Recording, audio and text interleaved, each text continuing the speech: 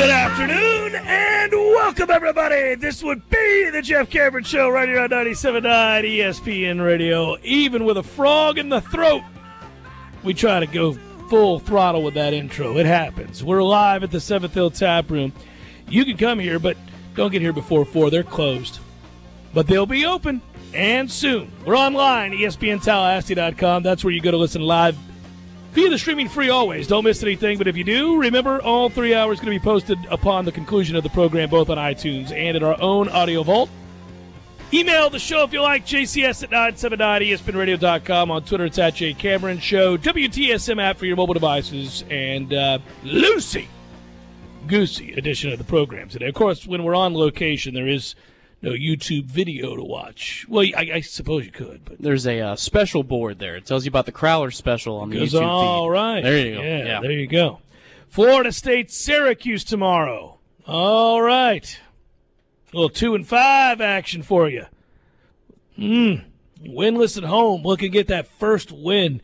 This is really, really weird. This is awkward. This is frustrating. And, man, I don't know what we're going to do if things keep going this way. Now, there are optimists out there. There are people who think that they'll show up tomorrow, they'll play hard, and they'll win this football game. This is your punishment. I don't know. I don't know where you find that sort of optimism or hope. I'm, generally speaking, very much a glasses half full kind of guy. About the world, about life, about people. Try to be anyhow. I certainly don't turn my back to the negatives, but you accept that, see that, understand it, and try to seek the positive. Having a difficult time this week, Tom, with that life affirmation, if you will, that, hey, it's going to be okay, because I'm not so sure that it is. This is, we're at a crossroads. We're at a very interesting time in program history. I am fascinated by it. The narrative is interesting. The soap opera that is, the male soap opera, as I like to call it, that is a passion and love of college football and the storylines that are woven from week to week and throughout the country. But we're in the midst of a starring role in a drama that I don't like I don't like what's been written for us. Yeah, the first week of November, typically we're talking about what needs to be done to win the Atlantic, the ACC, get to the college football playoff. Yeah. Even if we came up short the last few years, there was still a path when you got to November of, making some noise and maybe going on a run and surprising some people. Right now, we're in last in the Atlantic. We're in last place in the ACC Atlantic. Last place. So that's where we are now. We're at 2-5, and the questions this week are the same as they were last week, which is if they care to play, then we should see a good football game, and we should be pretty proud of what we see tomorrow. But you're asking fundamental questions. You're asking fundamental questions about this team. It's not about the schematics of facing Dino Babers' attack and up-tempo offenses and what our defense needs to do necessarily. It's more about the heart. Jimbo apologized last week when he spoke to you.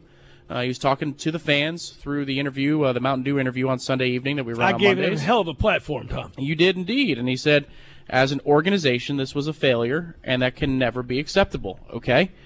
Well, tomorrow we get to see what steps have been taken to at least cure the ills in the short term. We'll see.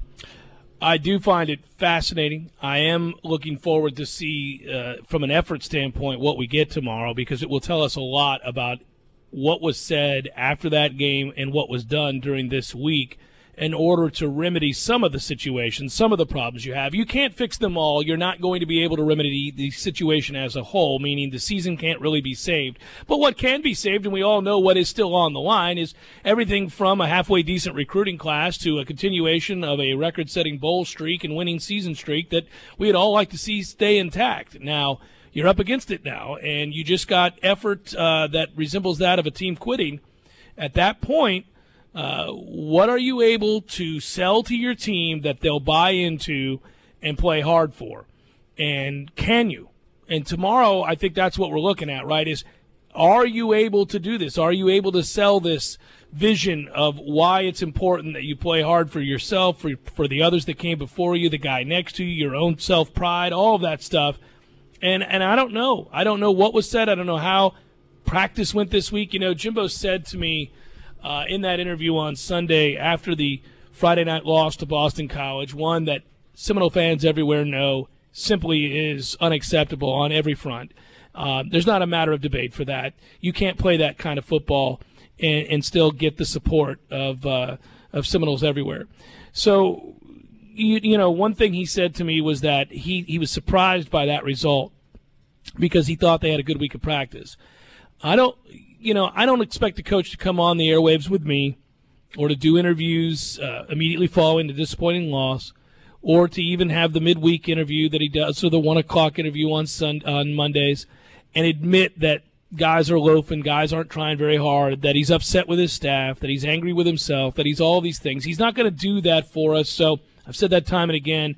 For those that want to satiate the appetite for, some sort of bloodlust or anger or frustration, you're just not going to get the answers you want. But I will say this. I don't believe they had a good week of practice last week. And I know enough to know that my sources, and I've double confirmed some of this, say they had a terrible week of practice last week.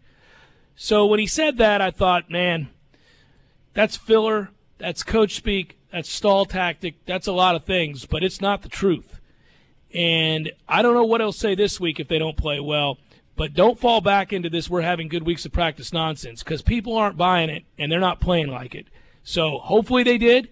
Hopefully something that was remedied and you got a good week of practice and you found a focus that's been missing, and they come out and play at the very least hard, because as we've kind of said all week long, you can live with a lost season. You can live with individual losses, which frustrates you, but you can handle it. We're not so spoiled as to think we don't can't go through a season without some tough breaks here and there. But what you can never live with is a team that quits and doesn't try very hard for each other, for the university, and for the coaching staff. And that's where we were last week. Well, and go back to after.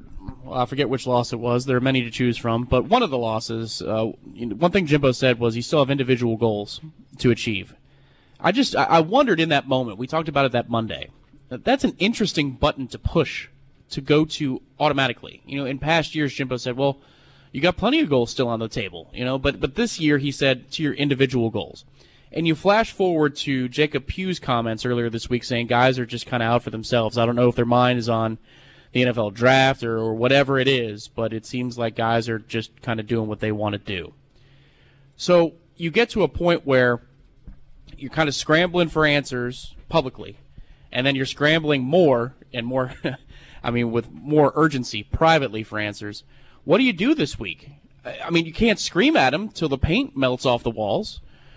Do you put your arm around him again? That was kind of the tactic last year, at least we saw on Showtime, was Jimbo puts his arm around Derwin James and says, how do I connect with this team?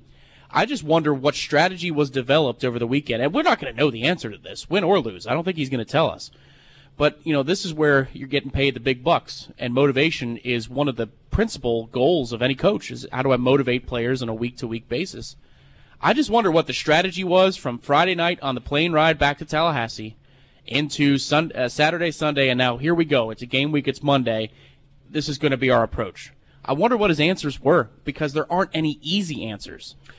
Well, and I think, too, that I've mentioned before that some of the things that will help you get better long-term and get you back on course, right the ship, if you will, are things that can't happen to the off-season. So the ability to pack a wallop and make changes that send overriding messages, unless he were to fire a coach midstream in the season, that would certainly resonate, I would think, with players and others. Short of that, you got to bench people, Tom. You got to start benching people, take away their playing time. You got to, the messages can be sent beyond words, right? And actually, the more impactful message has nothing to do with what you say, because they've clearly tuned that out. If they cared about what you say, they would have played a lot harder than they have been, and they would have played a lot better. But we're not seeing a team that the message is sinking in right now, and whether that's strategic or effort or anything else. I'll tell you right now, McFadden wouldn't see the field this weekend for me. He wouldn't start. He was sure as hell wouldn't be returning punts, although that change would have been made ages ago. But I would single out guys who I could certifiably show you on tape are not giving effort every play. Now, they give effort on some plays. They don't take every play off, but they take enough off. And one is enough for me, by the way. So I would find those guys that the all-22s allow me to show the rest of my team are not giving their effort and are selling the program short, themselves short, and the guy next to them short, and I'd bench their ass. And they would sit over there, and I'd say, because at this point, ordinarily the reason coaches don't bench players who aren't giving effort typically has to do with this pressure to win football games. We all get it. Some guys are treated different than others. If your quarterback is the best player on the team and is the reason for your success up to that point, and he has a bad week of practice, and maybe he smarts off and says something he shouldn't in front of the other players, and maybe there's a give and take that's disrespectful, whatever that might be, there are these times where coaches are at a crossroads. They have to decide, well, do I send a message and bench him, risk losing the damn game, or do I let him play and try to work it out some other way? This goes on at every position. This goes on all over the place. It comes up now more urgently because we're seeing guys not give effort who have very real pro futures, guys that are going to get drafted very highly. That's good for your program long term. So you've got a tough time here. You want that guy to continue to get to be well thought of and to be praised and to be drafted high. It helps you in recruiting. But if they're not going to give effort, you can't allow for them to continue to take the field. Yeah, but here's the thing. NFL scouts look at the film, presumably, right? Yeah, I mean, sometimes there are draft picks where we go, well, what in the hell are you doing? But the film is going to tell you the story that the player has loafs, that the player takes plays off, and that's going to be a knock on him in the scouting report. Yeah, but not until after the year. I'm telling him now. But that's what I'm saying. So, like, to me, the juggling act, right. That's nonsense. That's not, because that's bad film. I'm doing the kid a service by sitting his ass because he doesn't want to play. You know what? That's more bad film. I'm serious. No, but I would tell you that when they find out that you had to bench him for any reason, that's an immediate red flag as well. I hear you, but if they do their due diligence and they look at the film, they'll see that there are red flags to be had anyway. Well, about motor. Overriding point here is that at the end of the day, guys who aren't playing real hard, aren't trying real hard, are letting down the teammates obviously their locker room mates and also the university. And so at some point, you just have to decide, well, if effort is what I'm concerned about here, I can change that, because go ahead and put that guy that's been riding the pine out there to play, and I guarantee you he'll make mistakes. I also guarantee you he's going to play hard because he doesn't want to go back to the bench. It's Jeff Cameron Show, broadcasting live for the Seventh Hill Tap Room. They open at 4. Swing on by when you get out of work and get yourself a crowler or anything else that floats the boat. It's Friday, after all. 2 pints, get the third for free from 4 to 7 p.m. Jeff Cameron Show, 97.9 ESPN Radio.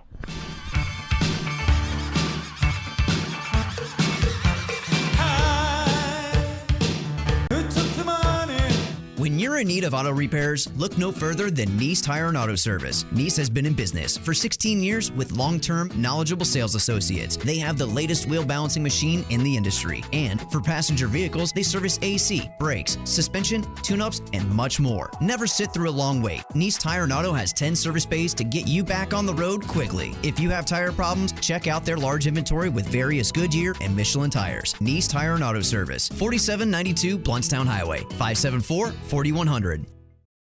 TNT Supercenter is your one-stop shop for the largest inventory of golf carts and accessories, stocking over 150 new and pre-owned carts with prices starting under $2,000. Whether you're looking for a standard or custom golf cart, TNT has the perfect cart for you. TNT carries and services leading brands and the full line of premium Mad Jacks accessories. Stop by or call to find out about our zero-down, low-interest rate financing, free delivery, and rental programs. Visit TNTSupercenter.com.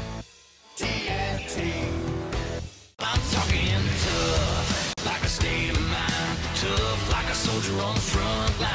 Tough when it gets rough, like my Ford truck. Always enough. I'm talking tough. Franklin Spring Creek Ford, the place to find your next truck in southern Georgia. I'm talking tough. Hey y'all, we're Chris and Preston from Low Cash. Head to Franklin Spring Creek Ford and see them about all of your vehicle needs. Sorry boys, I did not have time to pack. We got this. It's right here, guys. We got this.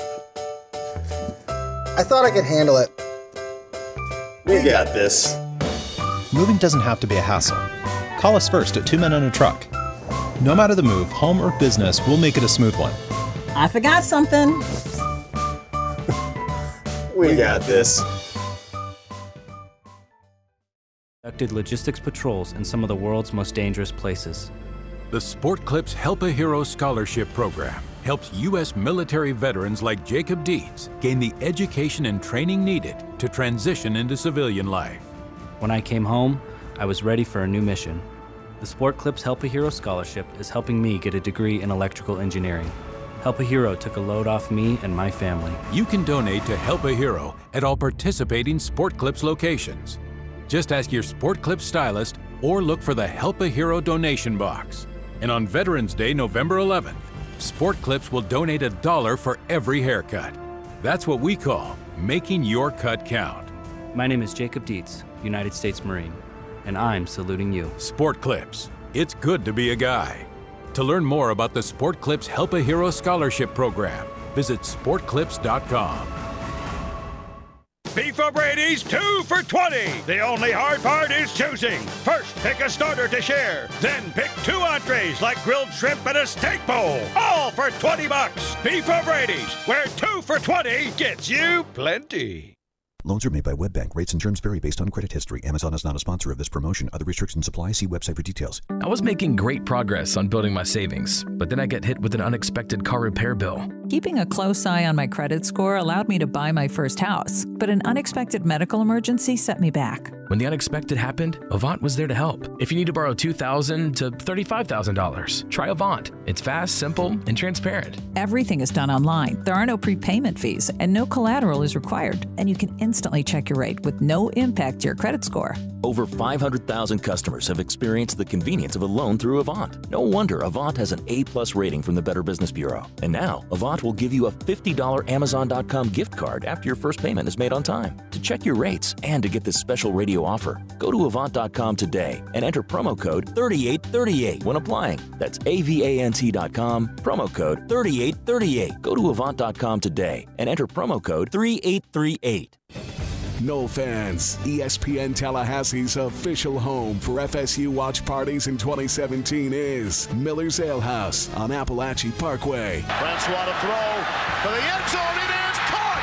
Touchdown. Seminoles are going for the win. The ESPN Tallahassee team will be on hand for every Seminole away football game with giveaways, a chance to win some great prizes, and to have a good time. To the pylon. He's into the end zone for an FSU touchdown. So, when the Noles hit the road, join us at Miller's Ale House on the Parkway, the official FSU watch party headquarters of your home of the best in Seminole sports talk. 97.9 ESPN Radio, Tallahassee's Sports Authority. You're listening to The Jeff Cameron Show on 97.9 ESPN Radio.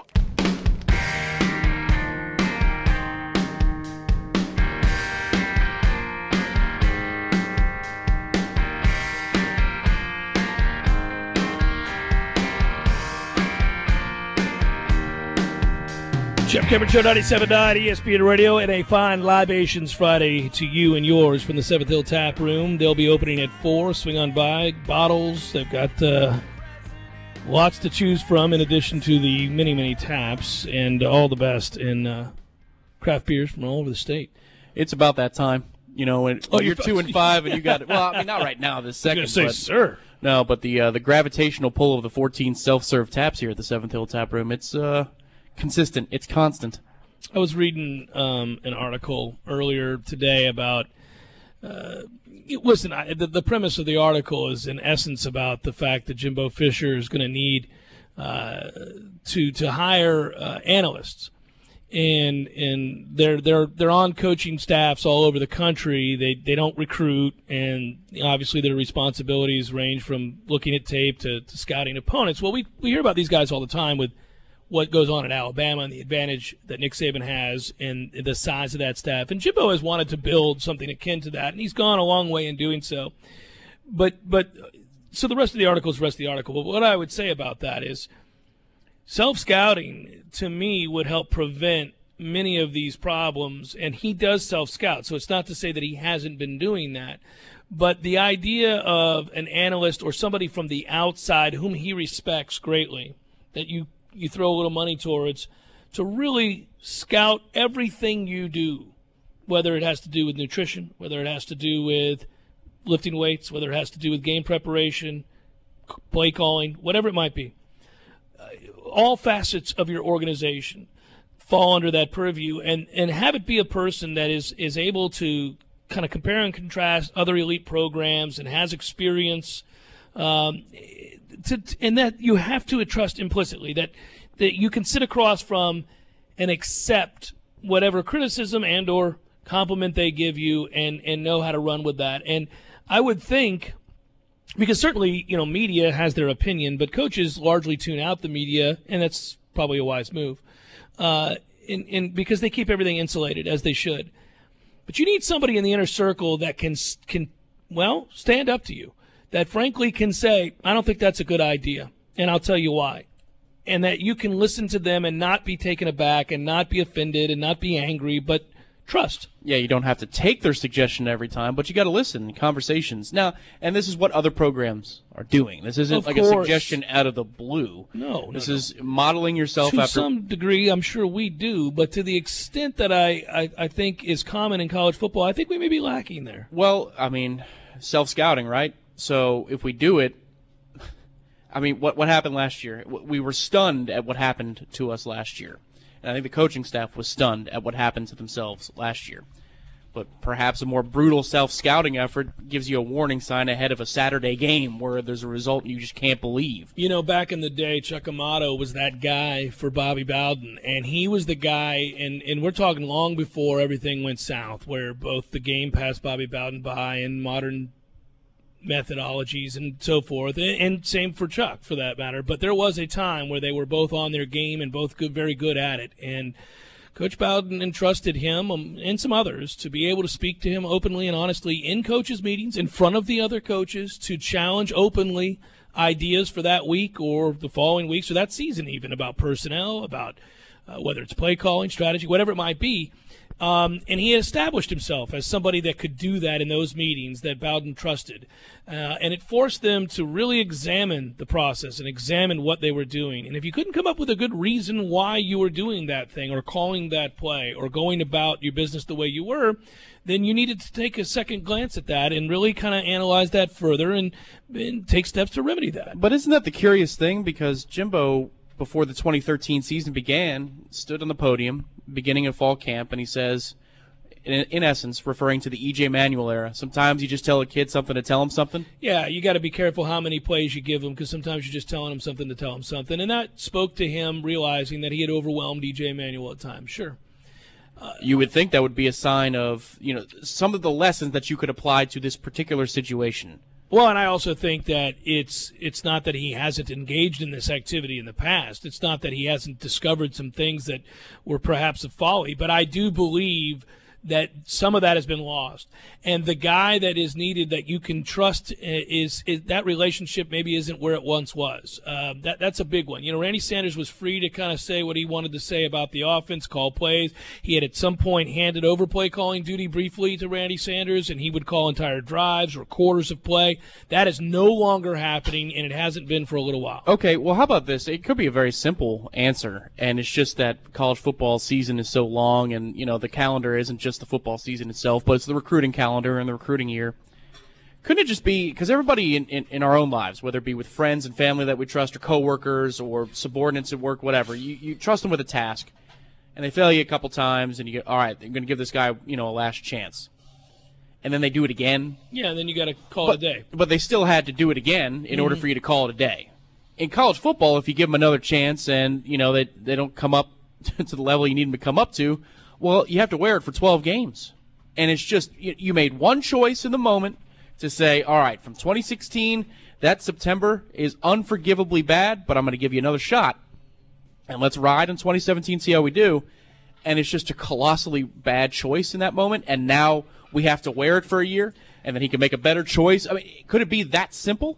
Yeah, well, I don't know if it's that simple, because I don't think it's a matter of I gave you an opportunity to call plays or to run a defense a certain way and it's not working. I think it's that coupled with perhaps some things got tuned out and then the relationships begin to falter, and now you've got a confluence of events that lead to a complete and utter disaster. It's not a matter of, he really didn't pass that test. When James Coley was here, he let him call plays in a spring game. He did that because Coley had been clamoring to call plays. And so Fisher basically said, all right, I'll let you call plays. Well, he wasn't pleased with what he saw when that happened, and so Coley was not allowed to call plays when we went into the season. Now, Coley has subsequently gone on and actually done a decent job, but he's been given more opportunity. I'm sure he learned from that experience, etc. But while he was here, he failed. But that didn't mean that was the end of the organization's success. It just meant that Jimbo had to pull the reins back some. This is a different kind of failure. This is a failure in relationships, communication, and strategy. Jeff Cameron Show, 97.9 ESPN Radio.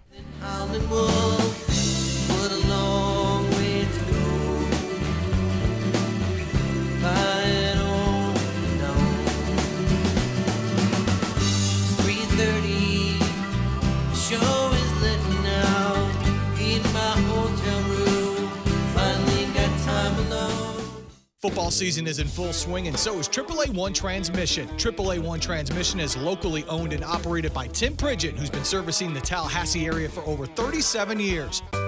Sorry, boys, I did not have time to pack. We got this.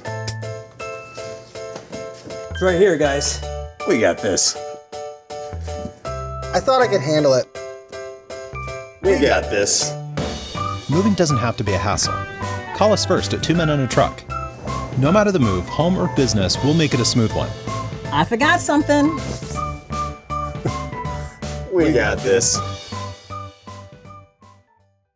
When you're in need of auto repairs, look no further than Nice Tire and Auto Service. Nice has been in business for 16 years with long-term, knowledgeable sales associates. They have the latest wheel balancing machine in the industry. And for passenger vehicles, they service AC, brakes, suspension, tune-ups, and much more. Never sit through a long wait. Nice Tire and Auto has 10 service bays to get you back on the road quickly. If you have tire problems, check out their large inventory with various Goodyear and Michelin tires. Nice Tire and Auto Service, 4792 Bluntstown Highway, 574-4100. TNT Supercenter is your one-stop shop for the largest inventory of golf carts and accessories. Stocking over 150 new and pre-owned carts with prices starting under $2,000. Whether you're looking for a standard or custom golf cart, TNT has the perfect cart for you. TNT carries and services leading brands and the full line of premium Mad Jacks accessories. Stop by or call to find out about our zero-down, low-interest rate financing, free delivery, and rental programs. Visit TNTSupercenter.com. TNT. I'm talking tough, like a state of mind. Tough, like a soldier on the front line. Tough when it gets rough, like my Ford truck. Always enough. I'm talking tough. Franklin Spring Creek Ford, the place to find your next truck in southern Georgia.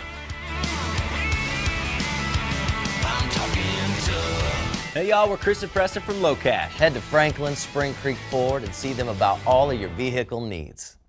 The coast is here. Wharf Casual Seafood is a family-friendly restaurant serving high-quality fresh seafood at a great value since 1986. Wharf Casual Seafood's philosophy is that seafood can be affordable, fast, and top-notch quality all at the same time. No one brings families together like Wharf Casual Seafood. Visit their Tallahassee locations on Bannerman Crossing and the newly opened Mahan location at the Costco shopping area. Open 7 days a week. Visit wharfcasualseafood.com for more information or to order online. No need to drive when the coast is here. Woohoo! Banditos! Huh? Where? Banditos burritos, baby. Sports are defined by stats and performance, but here's a performance stat that no one wants to talk about. Erectile dysfunction affects half of all men over 40. That's 50%. If you're struggling with ED and other therapies haven't worked, isn't it time to feel like yourself again? Learn about a long-lasting ED solution from Coloplast to get you back in the game. Visit Dr. DeLay at Advanced Urology Institute, located at 2000 Centerpoint Boulevard, or call their office and set up an appointment today. 833-4-DRDELAY.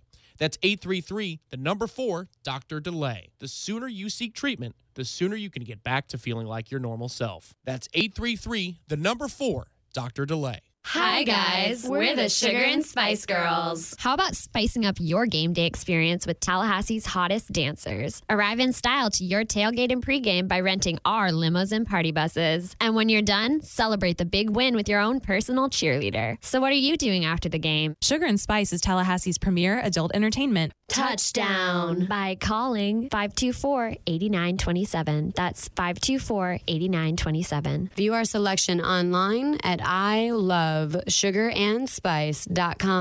Fire up the grills for another season of Seminole football. Second and 3, patient, then explosive, and a touchdown for the Noles. It's Tallahassee Game Day, your ESPN Tallahassee pregame show featuring Jeff Cameron and Tom Lang. Yeah, I like them. Get the latest news, interviews, and insights 3 hours ahead of kickoff before the Noles defend home turf. Hey, on Saturday, we're going to play a game. We're going to most likely win that game, and we're going to celebrate on Sunday. Tallahassee Game Day is brought to you by Whole Foods Market, a leader in natural and organic food that brings the highest quality of local and global products to Tallahassee. Whole Foods Market, located at 1817 Thomasville Road, and presented by MMT Clinics of Florida. Visit MMTCFL.com. To the pylon! That's a Seminoles touchdown! Tallahassee Sports Center. I'm Lee Gordon. It's game one of 4 straight must-win games for the Florida State football team. On Saturday, they'll play host to the Syracuse Orange at Del Campbell Stadium. That's the same Syracuse team that beat Clemson just a few weeks ago. The Noles need all 4 wins to get to that magic number 6 if they hope to keep that bowl streak alive. As for the Gators, it's game one of the post-Jim McElwain era. Malik Zaire is under center. Randy Shannon is your head coach as the Gators take on Mizzou. Thursday night football, the Jets were supposed to have the number 1 overall pick in next year's draft, but they continue to win. They win again on Thursday night. They beat the Buffalo Bills, which prompted Bills guard Richie Incognito to go off on Thursday night football, saying he didn't like it, and the NFL is only in it for the money. Andrew Luck is on the IR, and Deshaun Watson is also on IR after tearing his ACL in practice yesterday.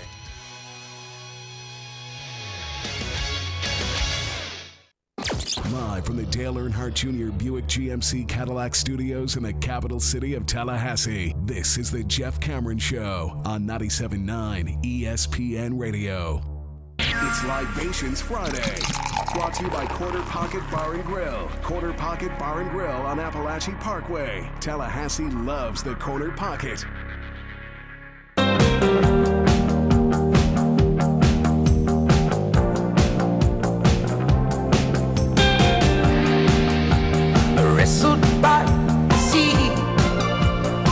Jeff Cameron Show, 97.9 ESPN Radio on a Libations Friday. Lucy, not real loosey-goosey. No, kind of morbid. Yeah, a little morbid. Not as loosey-goosey as we'd like it to be. You know, speaking of which, we didn't get an opportunity yesterday to discuss what I hate to see. And we'll get a chance to discuss it right now because it is part of Who's Hot, Who's Cold. And if you would, good sir, cue it up. It's time for Who's Hot? It's so damn hot. Who's Cold? Looks like she's going to turn cold tomorrow. Oh, yeah. Got a front coming in. Yeah, you got that right. Who's Hot, Who's Cold, brought to you by our friends at Barano Heating and Air Conditioning. I've got it at my house, 2 separate carrier units that have been humming along swimmingly for a number of years now. And, of course, that coupled with the service plan that is a service agreement protecting you even on weekends, man. And it's not very expensive at all. They also have payment plans at Barano to help you out. So if, as we head into winter, you feel like yours is chug-a-lugging, maybe struggling a little bit, going to need the house to be warm, give our friends at Barano Heating and Air Conditioning a call. They're open every Monday through Saturday, 8 a.m. to 7 p.m., and they service the Cameron household, and I am pleased that they do. This is that time of the year where you may need the heat for a night, then the air conditioner for 2 days, and then the heat for a night. Yeah, we got some drastic swings in the temperature this past week. We're going to start with Who's Hot. Obviously, Ohio State, 5-0 in the Big Ten, 7-1 record, just rallied in the fourth quarter to beat Penn State 39-38, and in doing so, J.T. Barrett, 13 of 13, 3 touchdown passes, looked like an actual quarterback. And you know what? Since the loss to Oklahoma, Ohio State is outscoring opponents 305-94. Seems like they may be a playoff team. George Springer wins the World Series MVP, obviously, does so on a world championship team, the first in franchise history. Check these numbers. He had a cool 379 for the World Series. That's coming up big. It's the anti-Yu Darvish. 11 for 29, 5 home runs, 7 RBIs. His 8 extra base hits were the most ever in a World Series. He is the first player to homer in 4 straight games within a single World Series. He tied Reggie Jackson's World Series home run record with 5 dingers. So nicely done, George Springer. And believe it or not, the Jacksonville Jaguars. There you go. By the way, everything just opened up for you thanks to something that we're going to talk about at Who's Cold. But Leonard Fournette returns after 3 weeks with an injury hiatus, sprained ankle there. He's averaging 169 rushing yards per game. He's been really good. That's the best in the NFL. In fact, by the way, number one ranked defense in the NFL are the Jags. The Jags are going to the playoffs, folks, if the quarterback doesn't screw it up. Cold, Deshaun Watson. This is another reason the Jags would be going to the playoffs. And I don't mean that harshly. We hate to see that injury to Deshaun Watson. Good kid, electrifying player, a lot of fun to watch, was in the midst of a sensational rookie season and tears his ACL, is out for this season. I would ask this aloud. What the hell are they doing at practice that my man can tear an ACL? Good Lord. Apparently, this is what I read, but they're running like a toss drill or something like that, and it's just a non-contact injury. But there's a lot of criticism for Mr. O'Brien, saying the intensity of practice for that guy might not need to be all that crazy, given that he's setting rookie records. And yeah, you always say that after quickest an to do injury, this, quickest to do that. Yeah, I don't know. I didn't see the injury. I didn't see how it happened. I can't really comment on that. I mean, you do have to practice. I understand. But it does seem odd that you would have a situation where a guy could tear his ACL. Then again, non-contact injuries tend to be devastating. They tend to be random and freakish. Teddy Bridgewater wasn't being hit when he so damaged his leg that he's missed a year and a half of football. For the record, Deshaun Watson was completing nearly 62% of his passes for 1,700 yards, 19 touchdowns, only 8 interceptions, 103 quarterback rating, 269 rushing yards. Hate to see him go. Good player. He'll be back next year. Tampa Bay Buccaneers, 2-5. My squad's awful. Losers of 4 straight. Jameis Winston has hurt his shoulder playing through it. Doesn't look good doing so. Well, 1 week does, 1 week doesn't. Tampa has lost the last 5 road games they've played. They allowed an average of 445 yards to opposing teams. That's a lot for a defense that has talent. Yeah, that's only about 40 yards over their average for the season, though. So that's about the same at home. Denver, 3-4, losers of 3 straight. They are going to start Brock Osweiler. Some call him Brock Assweiler. He'll be starting in place of You're proud of that one. That's so fun. Anyhow, they've had some trouble at the quarterback position. Next game's against the Eagles. Man, here's a chance for redemption for Mr. Osweiler. This is his chance right here. Make it happen, Assweiler. Cleveland, 3-5, losers of 4 straight. Tristan Thompson, for a month, going to be out due to injury, allowing the most points per game in the NBA.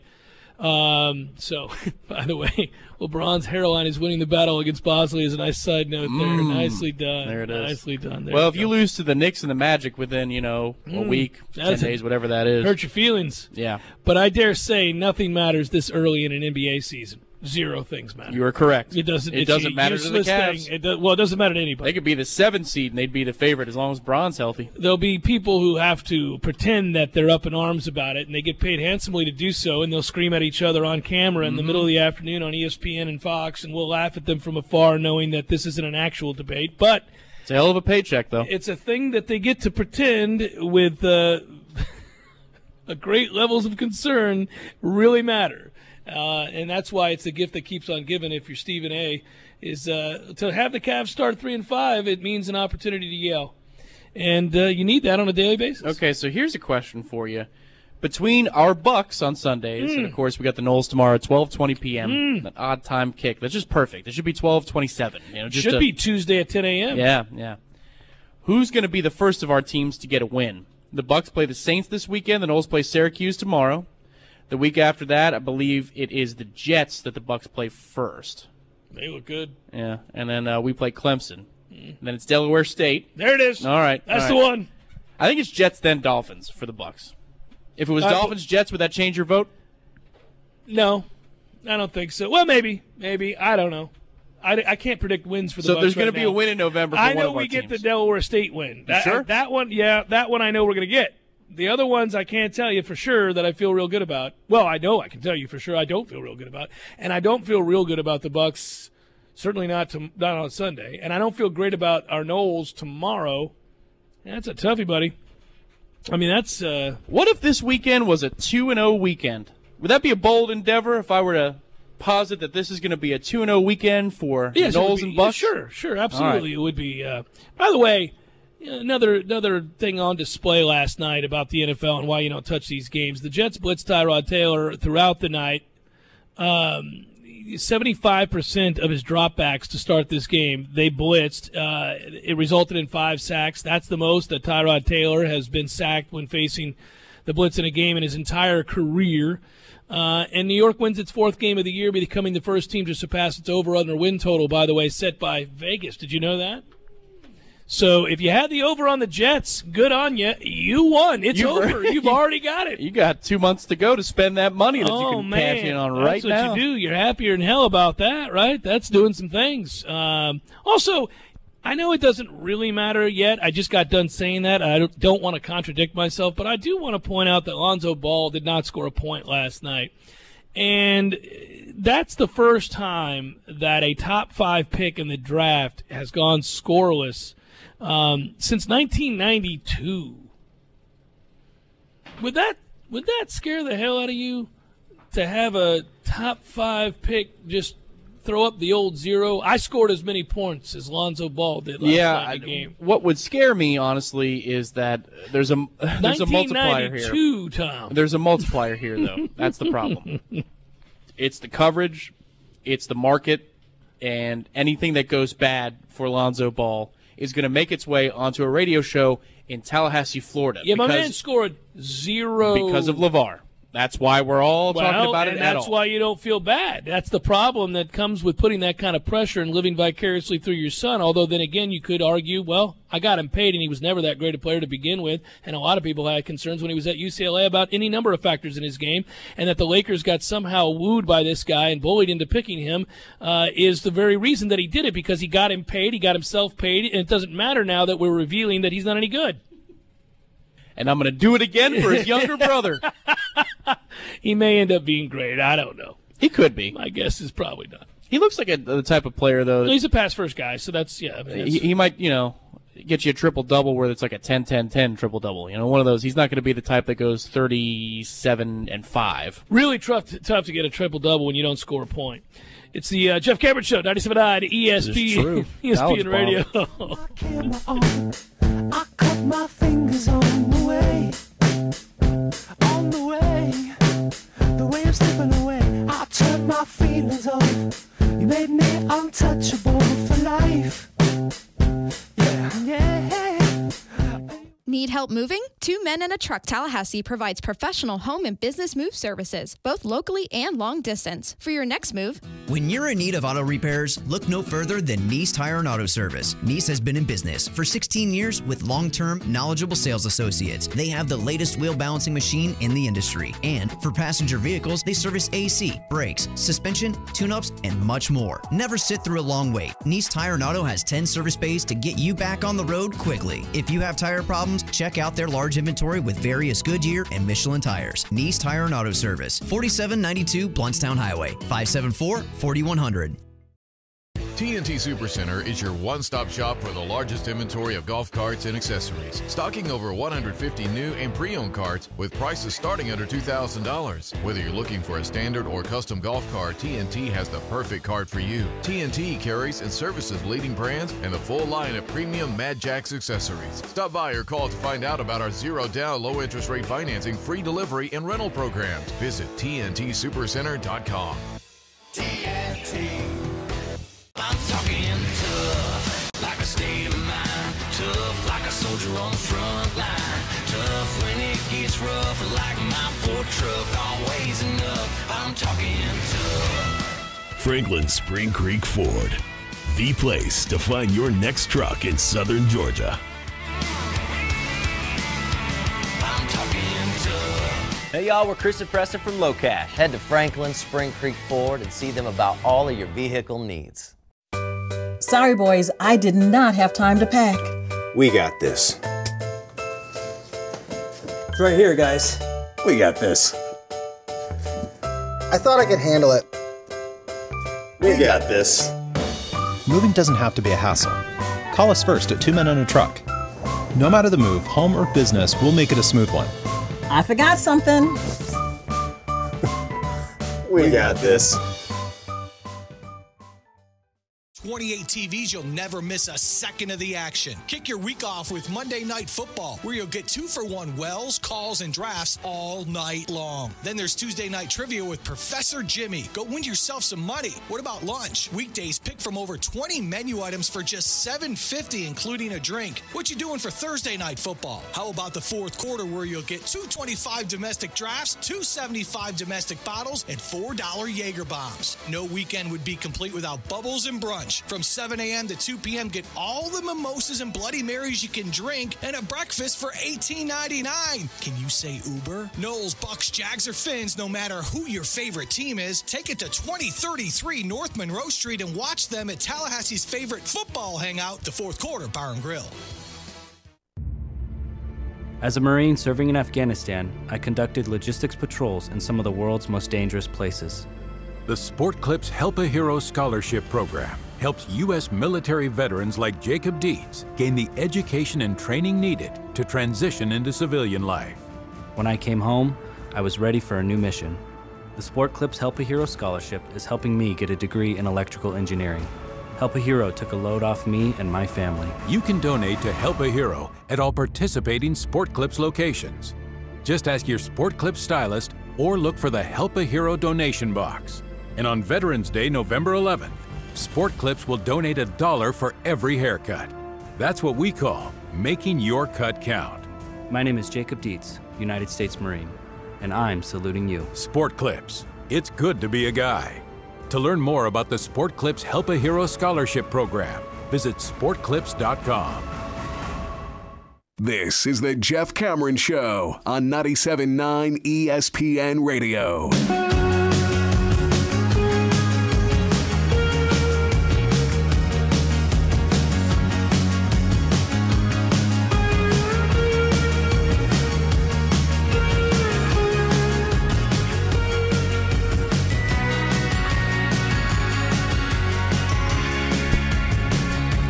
I got to turn the mic on for it to work.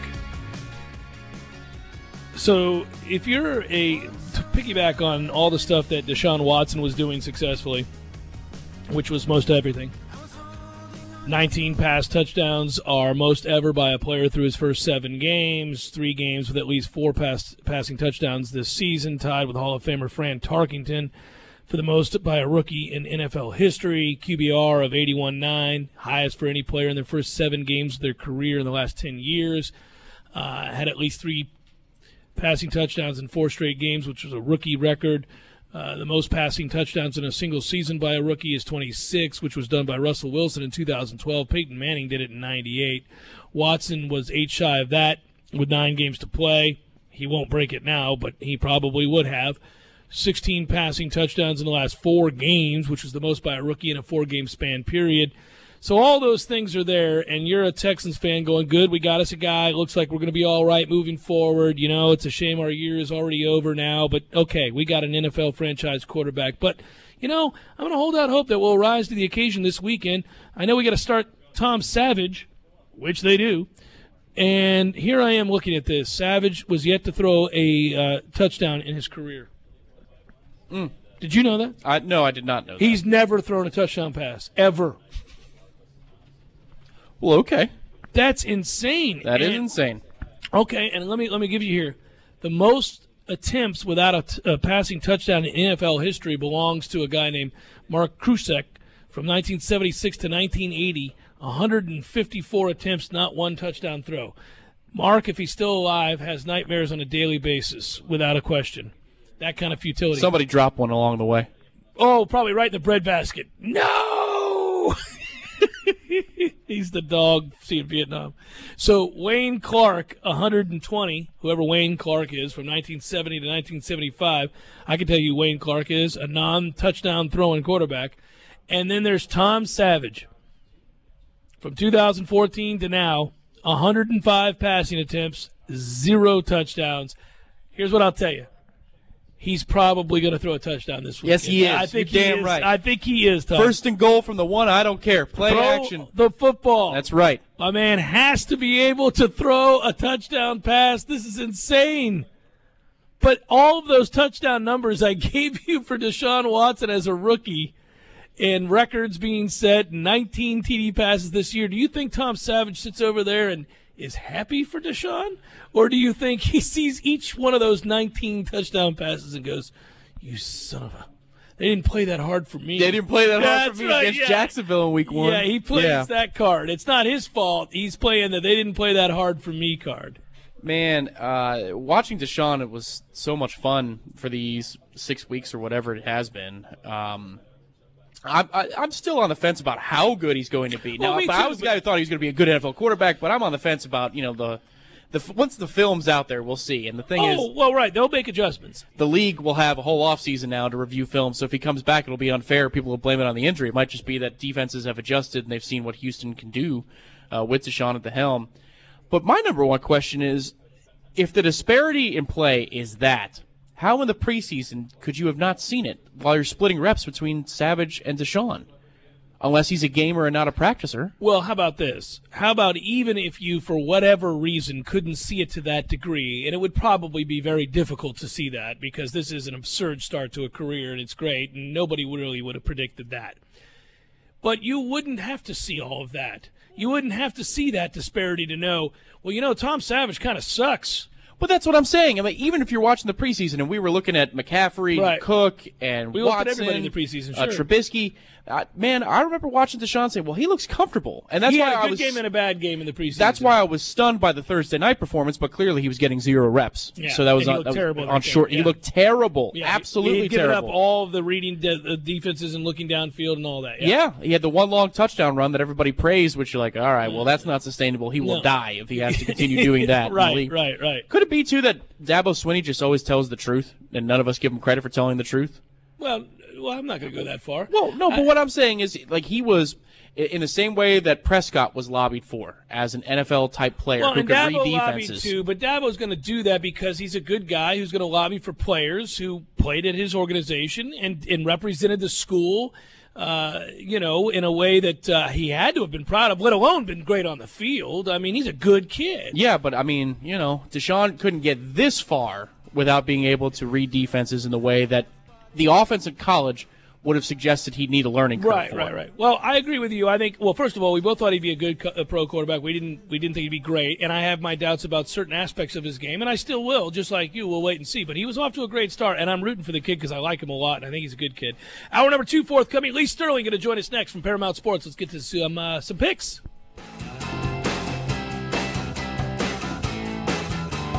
Well, I seen your card at the donut house. Wanna see a movie about a creeper on a house.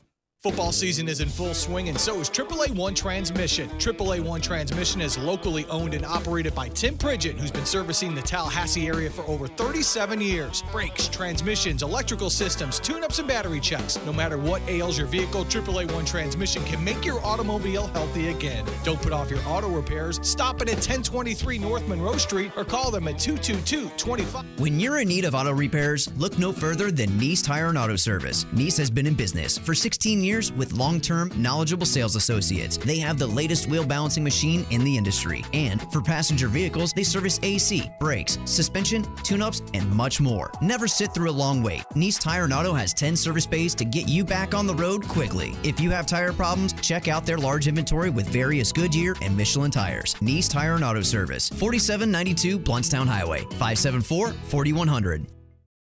TNT Supercenter is your one-stop shop for the largest inventory of golf carts and accessories, stocking over 150 new and pre-owned carts with prices starting under $2,000. Whether you're looking for a standard or custom golf cart, TNT has the perfect cart for you. TNT carries and services leading brands and the full line of premium Mad Jacks accessories. Stop by or call to find out about our zero-down, low-interest rate financing, free delivery, and rental programs. Visit TNTSupercenter.com. TNT. I'm talking tough, like a state of mind. Tough, like a soldier on the front line. Tough when it gets rough, like my Ford truck. Always enough, I'm talking tough. Franklin Spring Creek Ford, the place to find your next truck in southern Georgia. I'm talking tough. Hey y'all, we're Chris and Preston from Low Cash. Head to Franklin Spring Creek Ford and see them about all of your vehicle needs. Sorry, boys, I did not have time to pack. We got this. It's right here, guys. We got this. I thought I could handle it. We got this. Moving doesn't have to be a hassle. Call us first at 2 Men and a Truck. No matter the move, home or business, we'll make it a smooth one. I forgot something. We got this.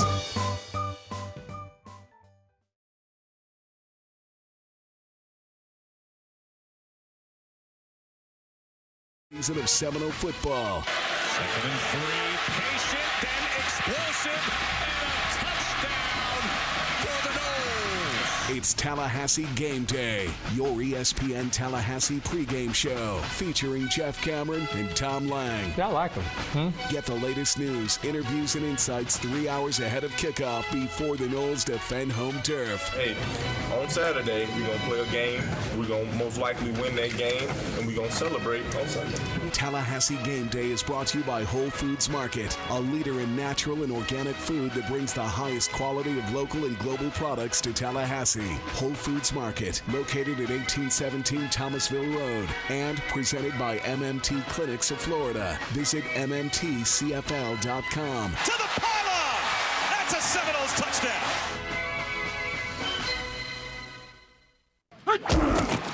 Contact your local CenturyLink retail store to enter for a chance to win the CenturyLink Ultimate Football Fan Experience, which includes a trip to the biggest game of the year. For eligibility and official rules, go to CenturyLinkFanForLife.com/FAQ. CenturyLink, your link to what's next. Get your weekend started right here on 97.9 ESPN Radio. Saturdays at 6 a.m. with Fishing Florida Radio. Listen to the three amigos, Boudreaux, Steve Chapman, and Captain Mike Ortega as they catch you up to speed on what's new and biting in the North Florida region. Big-time guests, celebrities, interviews, and 3 hours of the fishing info you need. Fishing Florida Radio is brought to you by Sea Quarters Marina off Highway 98 in Carabel. Sea Quarters Marina, your full-service marina. And presented by Hobbit American Grill, locally owned and operated since 1978.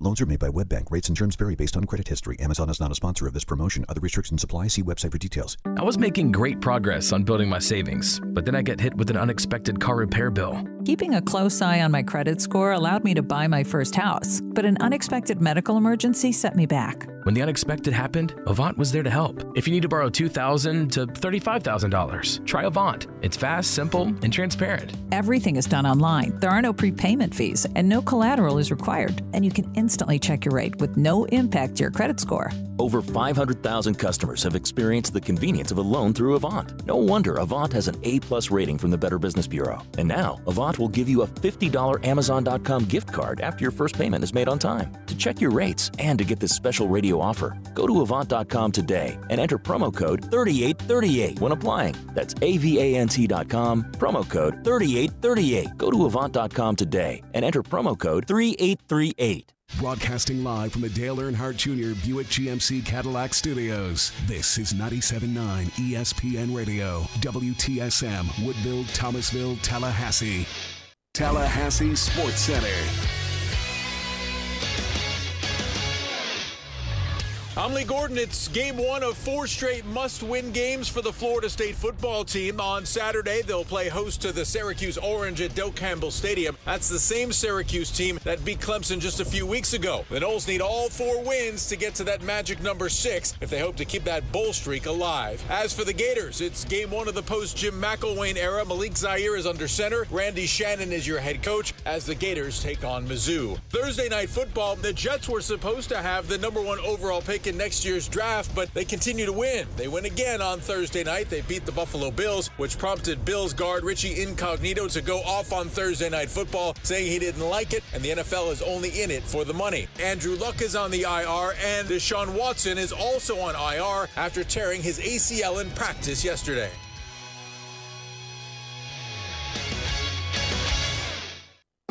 Live from the Dale Earnhardt Jr. Buick GMC Cadillac Studios in the capital city of Tallahassee, this is the Jeff Cameron Show on 97.9 ESPN Radio. It's Libations Friday, brought to you by Corner Pocket Bar and Grill. Corner Pocket Bar and Grill on Appalachian Parkway. Tallahassee loves the Corner Pocket.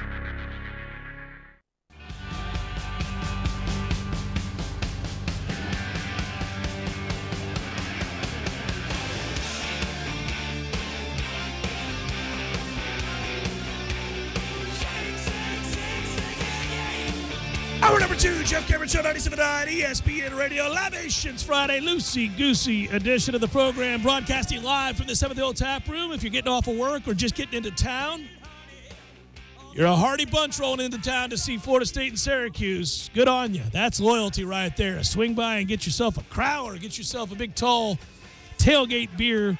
Plenty to choose from, craft beers from all over the great state of Florida here at the 7th Hill Tap Room off of Appalachian Parkway. As we're wont to do on Fridays, we're bringing our good friend Lee Sterling, Paramount Sports. He joins us now. Hello, good sir. How are you? I'm good. I'm nervous. You got a big game this weekend. Big game. Biggest game probably in Miami football history, probably in the last going to go back 13, 14 years. So how long has Miami been in the ACC? Like 12 years now? Yes, something like that. That's correct, yes. Have not played for an ACC championship. No, have never. If you were to talk to the ACC brass when they came in, I think they envisioned Miami being there at least every other year. I got a friend of mine who's a Miami graduate and a diehard Cane, and you can imagine we throw barbs at each other all the time. But back when Miami joined the conference, he used to always say things like, well, the ACC stands for All Canes Conference. And so to this day, I'm like, boy, how's that All Canes Conference coming there, buddy? You guys have never won anything. And he gets mad, and, yeah, it's fun. So I do think what the ACC envisioned was Florida State, Miami playing each other twice every year. What they wanted was this great rivalry to continue in the regular season and then a rematch in the championship game, and all sets all around the country tuned in to one of the great rivalries in sports. But it just hasn't happened. No, but it could. I mean, it looks like Miami, I don't know if they're going to be great again, but I think they're going to at least be relevant. I think they're going to be there probably now going forward for the next decade, probably every other year. And also Notre Dame being good, I think, helps college football. Yeah, I do too. And, by the way, I will also mention this. One thing that, just as a fan of the game and removing all loyalties aside, what I've wanted to see for a long time was Miami and Virginia Tech to be good at the same time. And you got that right now. Fuente's a very good coach. Virginia Tech is going to be good moving forward. I agree with you. Miami is going to be good moving forward. Neither may be elite, but they'll be good, and they'll be in the national conversation. So you'll get something out of that Coastal that we haven't had, which is a consistent rivalry and chase for that division title. And then hopefully Florida State restores itself, and we get Clemson, Florida State, Louisville combinations battling every year. And then the ACC is exactly where it would need to be, where you have 5 to 6 really good football teams. Why don't we start not in the ACC, but with Missouri giving 3.5 to Florida. Florida in a desperate spot, now firing their coach. I've got Missouri killing Florida. Do you? I think Florida's going to have some real problems. I have a feeling they're going to win this one game. And sometimes you get that one initial boost. These kids, they want to get playing time and impress their new coach. Randy Shannon, who not my favorite. You're not a good choice. Not anyone's favorite unless you're rooting against him and his teams. But I think for one game, Malik Zaire is probably the right guy here. I think they're going to attack here on offense. Missouri lost to Florida last year, 40-14. I doubt they've improved enough in 1 year to make a difference here. And Missouri's one of those teams, they can beat the bad teams but can't beat anyone good. So for one game, Florida gets it done 28-24. Notre Dame is giving 15.5 to Wake if you were lucky enough to get it in that time. But this was a game I had circled earlier in the year because I thought it was a tweener game for Notre Dame with Miami on the horizon, and I was looking to take Wake Forest. But I thought I was going to be getting around 17.5. So I think it's an iffy game here. Who you got? Well, they did lose their best receiver, Greg Dortch, and that's a big loss for the season last week. So this line, if you want to, take Wake Forest, just keep waiting. You might get up to 17 points here by game time. The problem here for Wake Forest is they go from facing Georgia Tech's triple option to chasing Louisville's quarterback Lamar Jackson, and now they got to stop that Notre Dame power running read option attack that's averaging almost 7 yards a carry. So they are really getting it going running the football. They ran over NC State last week, and their defense hasn't given up more than 20 points in a game this year. So I like Notre Dame here. I think they pull away late, 37-17. Clemson is hard to know what to do with here against NC State. NC State on the wrong end of that beatdown you just alluded to. If you're given 7, this has push written all over it in my mind. But talk to me about the way you see this game. I see it differently, Jeff. I'm watching this Clemson team, and, when they have their quarterback here going, Kelly Bryant, he's healthy. They're a different team. He looks like he's probably 90-95% again. He ran for 67, threw for 207 last week. They seem like they're one of those teams that they're a better proposition laying single-digit points on the road than laying double-digit points at home. This Notre Dame team ran all over NC State last week for 318 yards. Their run D looks like they've sprung some leaks finally. Ryan Finley finally looked ordinary. I just don't know whether he can make plays against elite defenses. And Clemson is a top 3, top 4 defense in the country here. I think Clemson's the right side.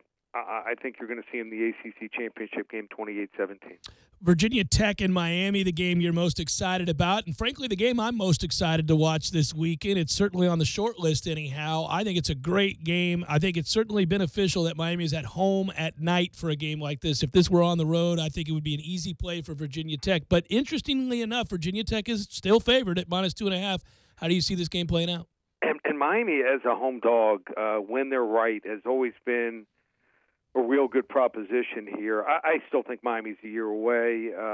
The next year's class coming in is going to be the class I think that really changes the team. And this game, I think, might fall on Mark Richt. I mean, to beat Virginia Tech, you got to take shots down the field in first and second down. You got to use play action. And Clemson did that. Clemson did a number on them. That game was not close. I mean, it was a 14-point win, but it was sitting at 3 touchdowns pretty much the whole second half.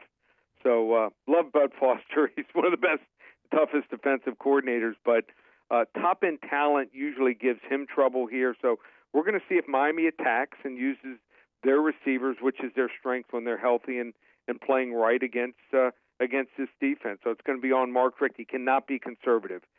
He cannot just keep running these fade routes and these go routes.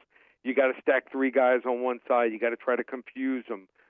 They got to let the crowd get involved. I think it's going to be one of those games, Jeff, where they play with a lead. I think they're going to come out and burst out maybe to a 17-0 lead and have to hold on here. I think Virginia Tech's the better team, but I think because of the situation, Miami playing at home, and it's a tough place now with that roof affixed to the stadium. It's a loud, loud place for 65,000 fans. I think Miami's going to win this game. Been pretty good except for last week at picking this Miami team. I think they're going to win this game and then lose next week to Notre Dame. I'm going to take the 2.5. I like Miami 27-24. Should be a great game. Florida State's given 4, as it will be for Florida State the rest of the year. It was for BC. It will be for Syracuse. How about this, Jeff? The line's up to 6. Okay, so 6. Here's what I'll tell you. Who's betting Florida State? I don't know, and it's the same people who bet on Florida State last week against Boston College against the better advice here. I'm telling you, Lee, in my personal life, I would never play this game. I won't play a Florida State game this year in my personal life, but we got to pick it. Yep. And this comes down for you, I imagine, as a handicapper. Lee, you just want to know whether or not they're going to try. Right. Because if they try, they're way better than Syracuse. If they try, they're way better than BC. But they haven't been trying. So I mean, it was ugly to watch that game. I mean, I'm sitting at the airport and I'm catching a flight to Raleigh last week, and I'm watching Florida State fans, and one guy, he's literally sitting on the floor, turned around, and couldn't take it anymore. So it was that bad. Here's the thing. I think Syracuse is. I mean, this is a team on the upswing. They're pretty Their good. offense is up tempo. I think it's going to give Florida State trouble. Everyone gives Florida State trouble now. Syracuse running offense, 115th last year, improved to 71 this year. So I think that they have a little bit of balance here. They had a bye last week, so they're rested. Syracuse is. They've already covered against the best of the ACC, Clemson, NC State, Miami. Why not mediocre Florida State this year? And Cuse on a 5-0 run in the ACC. Sorry to say it. No bowl for Florida State. Syracuse 28-24. Game of the week is a big number because sometimes Nick doesn't like to run it up. He gets a lead, and then he just runs the ball and runs the clock. And when I saw 21 against LSU, I thought, that's an interesting game. How can folks get that game, Lee?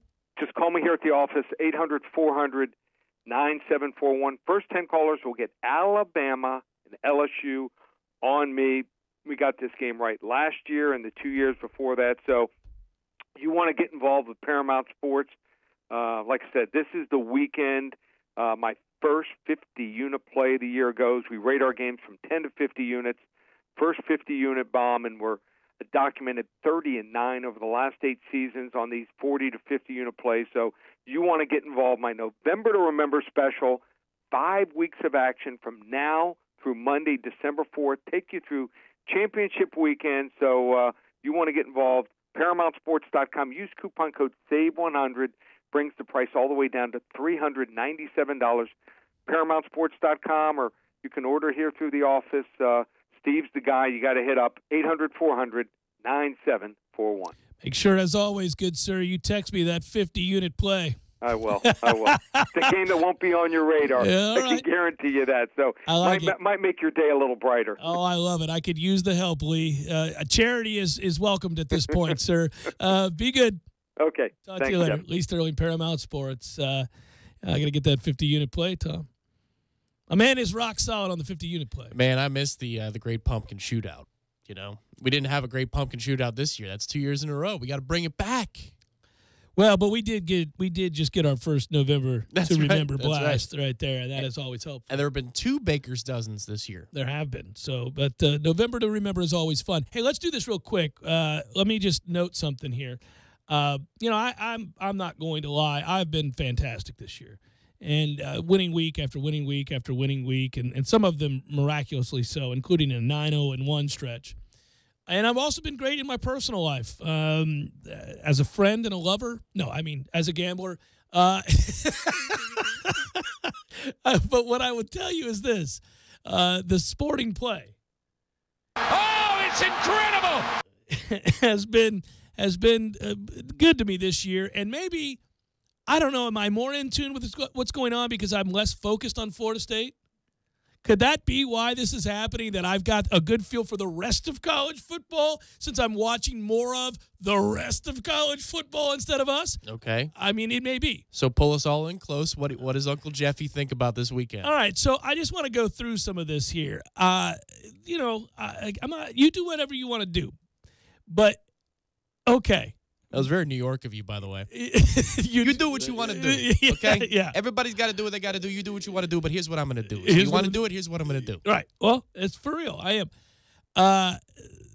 It's interesting. I think he nailed the Clemson-NC State game. I'm with him there. I'm giving that 7. I feel pretty good about it. We'll see on that Florida-Mizzou game. That's all I'm saying. Maybe with Zaire, they'll play hard and they'll play better. Get the 1 week spike. Maybe there's something to it. I'm not touching it in my personal life. I am saying if they don't get the 1 week spike where they all decide they're in love with Randy Shannon, Missouri can score. Florida's defense is not what it once was. Just stay away from the game is what I'm telling you. What was that number? 3.5 for Missouri. Okay. Yeah, I'd leave it alone. Missouri is playing better than they did earlier this year, and they can score, and Florida, we'll see. The 15.5 for Wake, this is a game you've loved all week. I'm going to need, let me just put it this way, I'm going to need 17 or more. If I get it, I'm pulling the trigger. I'm with you. It's not one I'm touching either, right? But it's a game that I'm circling to make sure I check in on the 3:30 window because I think it might be one of those where you go, whoa, hey, forget this ESPN, put it on NBC. Let's watch this Wake Forest Notre Dame game in the second half. Right. Oh, it could be, and frankly, I'll be honest with you, I don't need that to become a willy-nilly game. Not because I'm gambling. That Notre Dame team right now is what's right in college football. It's what's possible for this university right here. I need it to keep on rolling because I want Notre Dame-Miami next week. Not Notre Dame-Wake Forest this week. Notre Dame-Miami next week can be great, and it hasn't been. That rivalry, and it goes back a ways, used to be electrifying. I would love to see that happen. Yeah, but in that sense, that means you would need Miami to win tomorrow night. Which I can never root for. So it's tough on me, but I just don't want Notre Dame to let me down. I'd rather Miami let me down. So, and by the way, Wake Forest has no business beating Notre Dame. Notre Dame's better. That would solely be because Notre Dame was looking ahead, and that would be tragic. Whereas Virginia Tech has every reason to and is better than Miami. That said, I think that's a very close game and a fun game and one that I'm most excited to watch. I probably won't touch it in my real life as well. I am going to take Syracuse today, tomorrow. But I will say this: I don't. You're going to put it on? You said no personal life. I'm not actually. Okay, no. I'm just saying in the games. Man, are you playing anything other than the 50-unit play this week? Yeah, but a lot of off market games. I'm playing a lot of little games. I'm playing games like things that you go, what are you doing? Games that are disinteresting. There are some plays like Wyoming. I like that Wyoming game. Okay. I'm playing games like that this weekend that are less about what we would normally do, I think. Normally we like to look at big-time games. Yeah, this one, for example, I'm taking Rutgers to beat Maryland straight up. I'm getting points there. In my personal life, I'm taking Rutgers. So those kinds of games, they're not very exciting. But sometimes that's where the work is. Sometimes that's where the money is. They're not always the marquee game. Last week, we looked at all those big games. I was dicey on a lot of those too, save for Notre Dame, who I felt really good about. And Georgia.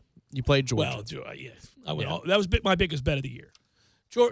I knew Georgia would beat Florida like a drum, and I thought they could name their score. Frankly, I was a little disappointed they only won 42-7. I thought they were going to win that game 63-0, 56-0. I told a friend of ours, a mutual friend of ours, they said, give me Georgia against Florida, and I won't be surprised if they win by more than 50. And I meant it. And they could have. Georgia was Florida was so deflated before that game ever kicked off. You have the controversy with the coach who's checked out. They got a nothing offense. A Georgia team that's sky high, seeking revenge for years of frustration. I thought this is a recipe. If I were a Florida fan going to that game last week, I might have entered the stadium in tears because I was only going to watch a slaughter. There was no other outcome. Vodka tears. That's correct. But there would have been, in my mind, I would have thought, because we did this as Knowles. During the lost decade. We played Florida every year. After 06. 06 was close. Yeah. We could have actually had that game. But you knew in 07, 08, 09, you didn't have a prayer. No, and you went into the stadium virtually understanding that you were watching lambs being led to slaughter.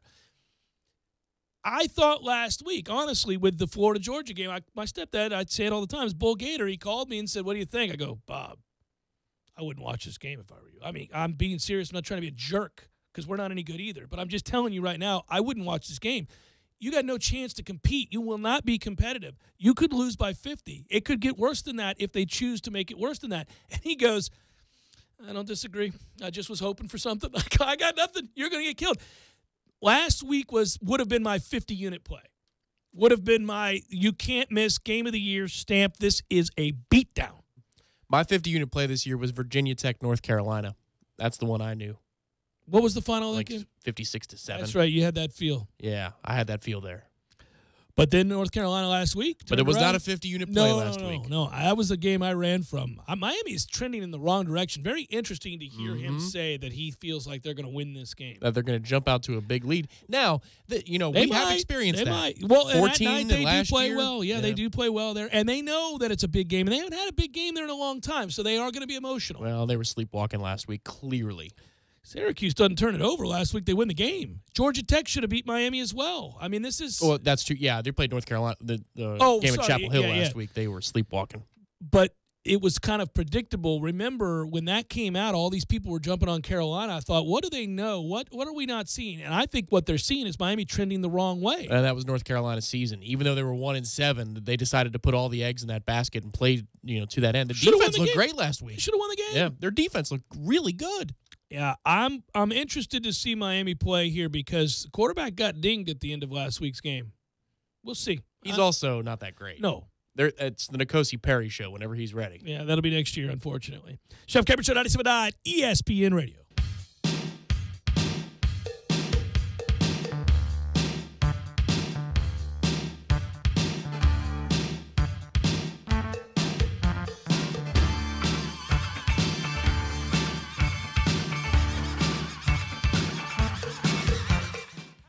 for Brady's Burgers across America with Des Moines Triple Bacon, Green Bay's 5-Cheeser, or the Memphis Love Me Tender. All made with premium blend Angus. Pick any two for just $17. Beats, but your Angus, it's good.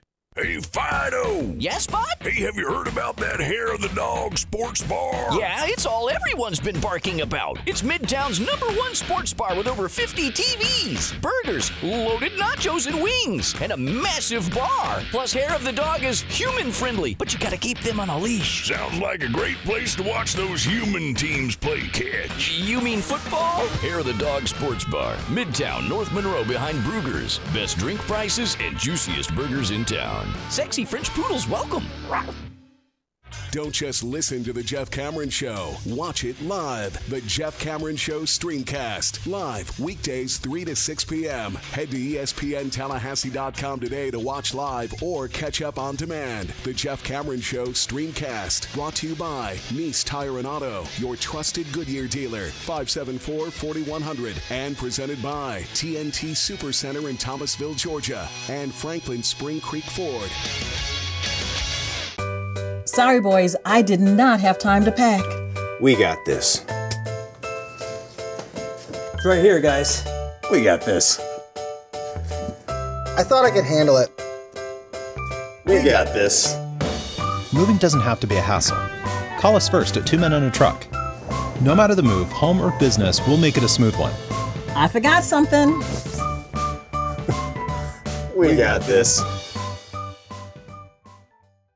When you're in need of auto repairs, look no further than Nice Tire and Auto Service. Nice has been in business for 16 years with long-term, knowledgeable sales associates. They have the latest wheel balancing machine in the industry. And for passenger vehicles, they service AC, brakes, suspension, tune-ups, and much more. Never sit through a long wait. Nice Tire and Auto has 10 service bays to get you back on the road quickly. If you have tire problems, check out their large inventory with various Goodyear and Michelin tires. Nice Tire and Auto Service, 4792 Bluntstown Highway, 574-4100.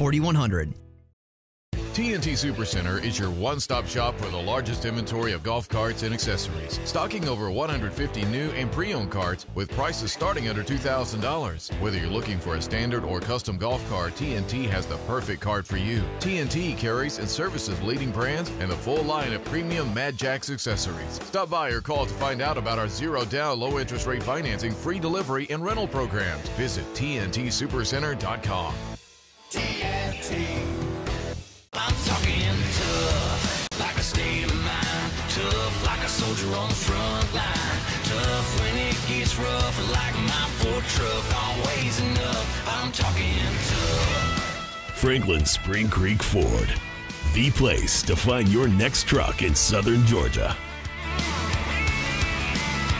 I'm talking tough. Hey y'all, we're Chris and Preston from Low Cash. Head to Franklin Spring Creek Ford and see them about all of your vehicle needs. Promotions going on right now at Cornerstone Tool and Fastener. Purchase an M18 Fuel 2-tool combo kit and receive your choice free. M18 Fuel 4.5 to 5-inch grinder, 7 1/4-inch circular saw, or M18 Fuel Sawzall. Also check out the Milwaukee Accessory add-on promotions. Buy Milwaukee Sawzall blades and use e-rebates to get a 30-ounce stainless tumbler, pack-out toolbox, or M12 hacksaw kit. Cornerstone Tool and Fastener, the largest Milwaukee selection in the area. 2 locations, 1110 Stuckey Ave and 3269 Crawfordville Highway. Tallahassee location open Saturdays, 8 a.m. to noon. You're locked in with the Jeff Cameron Show on 97.9 ESPN Radio.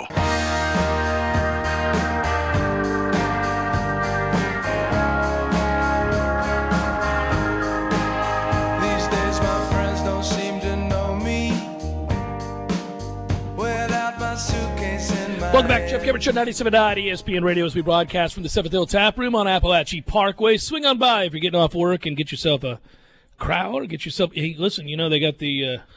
Feels awkward to say, they've got the Morning Wood here, Tom. I'm going to look the other way. I'm learning from earlier this week. Delicious. With the pipe discussion. Delicious beer that it is. Beer that it is. Yeah. How many bottles of the Morning Wood do you have here, Hal? 12 bottles of Morning Wood. It's a lot of Morning Wood. It's delicious. Cheapest price in town, says Hal. Come on by. It's time for Hell to the Nah, so if you would, back in the studio, Matthew, make it happen, babe. Hell no, to the no, no, no. Hell to the no, hell to the no, to the no, no, no, no. Hell, no, no, to the no, no. Well done. Well done. He's all over it. You know, we have a 3-time participant in this week's Hell to the Nah. One time they flirted with the idea of becoming the first ever and the last ever Hell to the Nah team of the week. To win it, to actually come through and pull off the victory. And that was when they faced the University of Florida. That opened up last season, right? That was week 1 last year, I do believe. Week one. Was it 2 years ago or last year? I thought it was last year. Well, whoever Florida played last year in week 1. They gave them, it was a little dicey for a while. A little dicey in the second half. A little dicey. Yeah, so UMass at one point kept it close, and so there it is. I give it away. UMass is our Hell to the Nah team of the week, as they are 32-point underdogs. If you're not familiar with Hell to the Nah, there it is again. Beautifully done. The team has to win, not cover. It's not enough to cover. Lots of people cover. I need you to win the game, and if you do, we're calling down, and in this case up, to Massachusetts and asking for some gear to adorn the studios. UMass, known for basketball. Calipari, right? That's right. Calipari, not Parry. Mm-hmm. Almost Calipari. I was kind of like, I'm from Massachusetts there. Yeah. Anything else?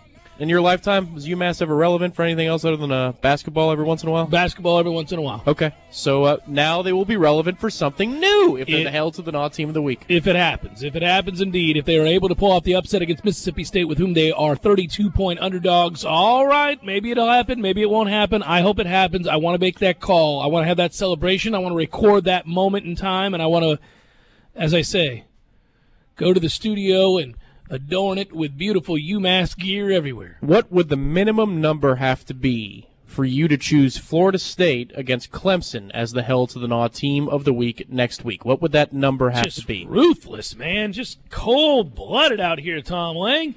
I think for me to go with UMass in the Hell to the Nah, Florida State alongside UMass in the Hell to the Nah team of the week, we'd have to be at least 27-point dogs. Okay.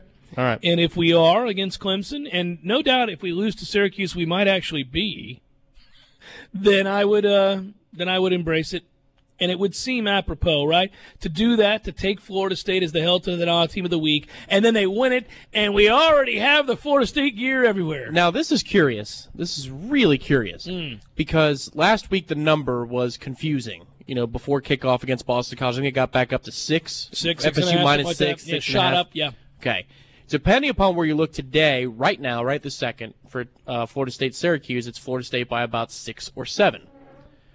Well, if they lose it again this weekend, then Vegas would have to go over the top the other way, right? Yeah, but I don't think they would ever put Florida State, with the talent that Florida State has, I don't think that they would put them as a 21, 24, 27-point underdog to Clemson.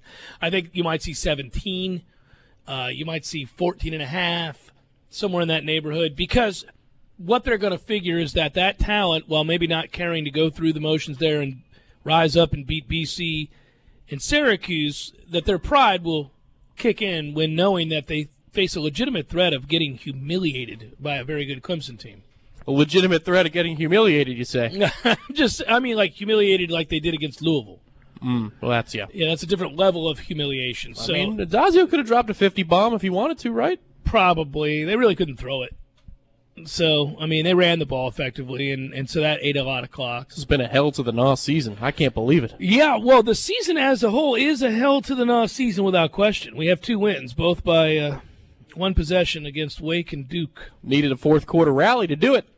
Well, against Wake, not Duke. Oh, so, it's still a rally. It was not a rally against Duke. We started out with the lead. Well, if it's 2-2 in the 8th and you take a 4-2 lead, isn't that a 2-run rally? No. If you have to be trailing in the 4th or the 9th or the 8th to be a rally, this isn't a rally. You rally from a deficit. You don't rally from a lead or a tie. Well, either way, it felt like a rally. It's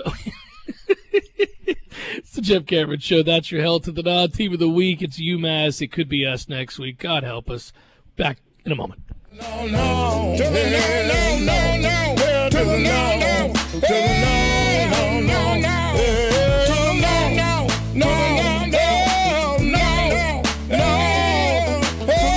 When When you're in need of auto repairs, look no further than Nice Tire and Auto Service. Nice has been in business for 16 years with long-term, knowledgeable sales associates. They have the latest wheel balancing machine in the industry. And for passenger vehicles, they service AC, brakes, suspension, tune-ups, and much more. Never sit through a long wait. Nice Tire and Auto has 10 service bays to get you back on the road quickly. If you have tire problems, check out their large inventory with various Goodyear and Michelin tires. Nice Tire and Auto Service, 4792 Bluntstown Highway, 574-4100. TNT Supercenter is your one-stop shop for the largest inventory of golf carts and accessories, stocking over 150 new and pre-owned carts with prices starting under $2,000. Whether you're looking for a standard or custom golf cart, TNT has the perfect cart for you. TNT carries and services leading brands and the full line of premium Mad Jacks accessories. Stop by or call to find out about our zero-down, low-interest rate financing, free delivery, and rental programs. Visit TNTSupercenter.com. TNT. I'm talking tough, like a state of mind. Tough, like a soldier on the front line. Tough when it gets rough, like my poor truck. Always enough, I'm talking tough. Franklin Spring Creek Ford, the place to find your next truck in southern Georgia. I'm talking tough. Hey y'all, we're Chris and Preston from Low Cash. Head to Franklin Spring Creek Ford and see them about all of your vehicle needs. Sorry, boys, I did not have time to pack. We got this. It's right here, guys. We got this.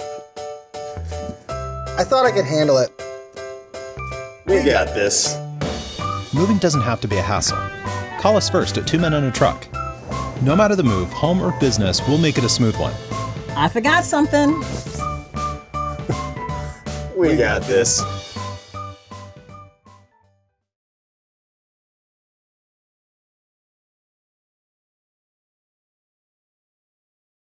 Angus, pick any two for just $17. Beefs, bet your Angus it's good. Need help moving? 2 Men and a Truck Tallahassee provides professional home and business move services, both locally and long distance. For your next move, visit 2men.com or call them at 850-224-2232. 2 Men and a Truck, the movers who care. Sports are defined by stats and performance, but here's a performance stat that no one wants to talk about. Erectile dysfunction affects half of all men over 40. That's 50%. If you're struggling with ED and other therapies haven't worked, isn't it time to feel like yourself again? Learn about a long-lasting ED solution from Coloplast to get you back in the game. Visit Dr. DeLay at Advanced Urology Institute, located at 2000 Centerpoint Boulevard, or call their office and set up an appointment today. 833-4-DRDELAY. That's 833-4, Dr. DeLay. The sooner you seek treatment, the sooner you can get back to feeling like your normal self. That's 833-4, Dr. DeLay. How will the recent massive data breach affect you? Is your personal information at risk? If you are a Discover credit card member, there's an important action you can take to help protect yourself right now. Go online and sign up for Discover's free Social Security alerts.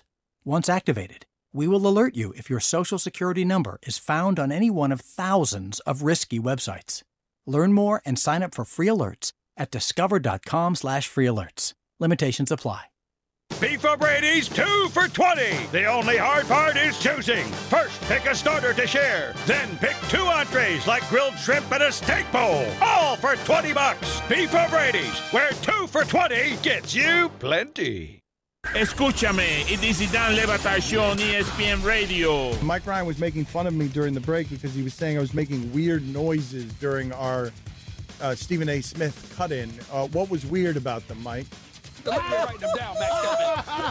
Since I said that commentary that we played, J.R. Smith had 3 games against Chicago, Brooklyn, the New Orleans Pelicans. In what those is that? 3 what games, he combined to shoot 3 of 20 from the field, 2 of 15 from three-point range. All right, what is that? Am I soaring? I'm soaring on a roller coaster. Unicorn. What'd you do in the woods this weekend, man? Not what you think. Because I think many of you think like I was doing ayahuasca or something, or praying to goats or something. I wasn't doing any of those things. I was just listening to music. The Dan Le Batard Show, weekdays at 10 a.m. on 97.9 ESPN Radio. Tallahassee Sports Center. I'm Lee Gordon. It's game one of 4 straight must-win games for the Florida State football team. On Saturday, they'll play host to the Syracuse Orange at Del Campbell Stadium. That's the same Syracuse team that beat Clemson just a few weeks ago. The Noles need all 4 wins to get to that magic number 6 if they hope to keep that bowl streak alive. As for the Gators, it's game one of the post-Jim McElwain era. Malik Zaire is under center. Randy Shannon is your head coach as the Gators take on Mizzou. Thursday night football, the Jets were supposed to have the number 1 overall pick in next year's draft, but they continue to win. They win again on Thursday night. They beat the Buffalo Bills, which prompted Bills guard Richie Incognito to go off on Thursday night football, saying he didn't like it, and the NFL is only in it for the money. Andrew Luck is on the IR, and Deshaun Watson is also on IR after tearing his ACL in practice yesterday.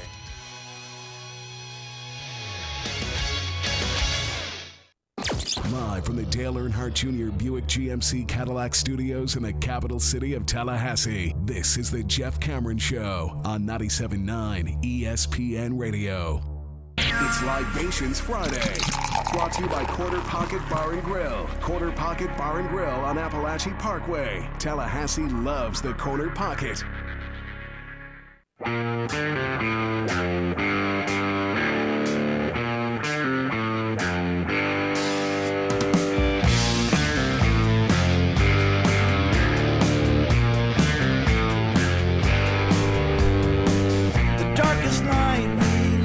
I did wonder, and I will wonder as we go tomorrow. By the way, we're broadcasting live from the 7th Hill Tap Room. If you get off work around 5 o'clock, like a lot of you do, swing by, get yourself a crowler, or try one of the many delicious beers, both in bottle and on tap, that they have here at the 7th Hill Tap Room. Every minute is Beer 30 on a Friday at the 7th Hill Tap Room when we're broadcasting here. Far less loosey-goosey and,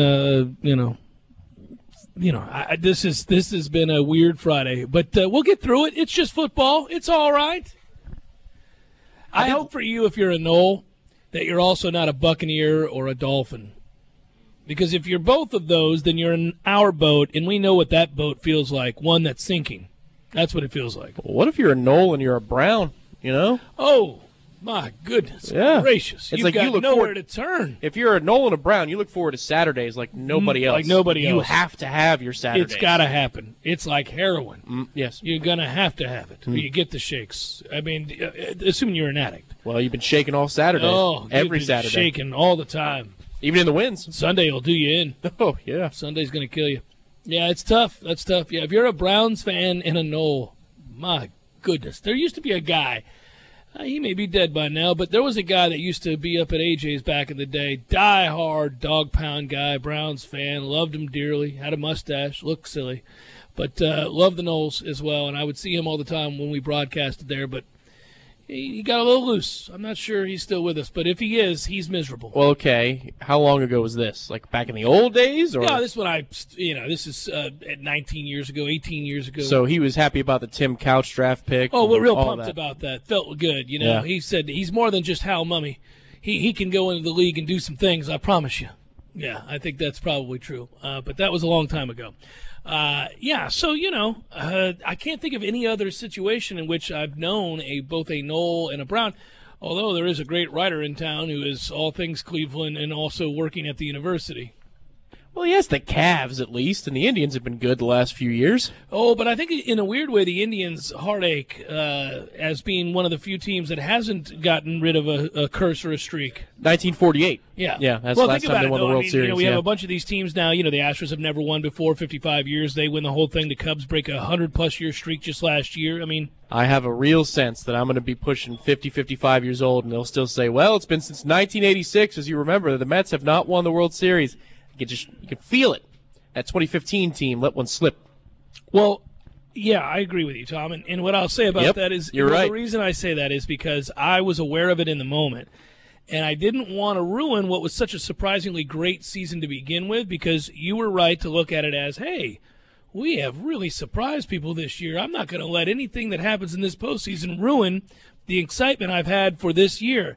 And in the back of my mind, I thought, well, that's the right way to look at it, but he's got to understand that you only get so few opportunities to make these runs because injuries happen a lot in baseball, and you can never count on the thing that was magic that year carrying over.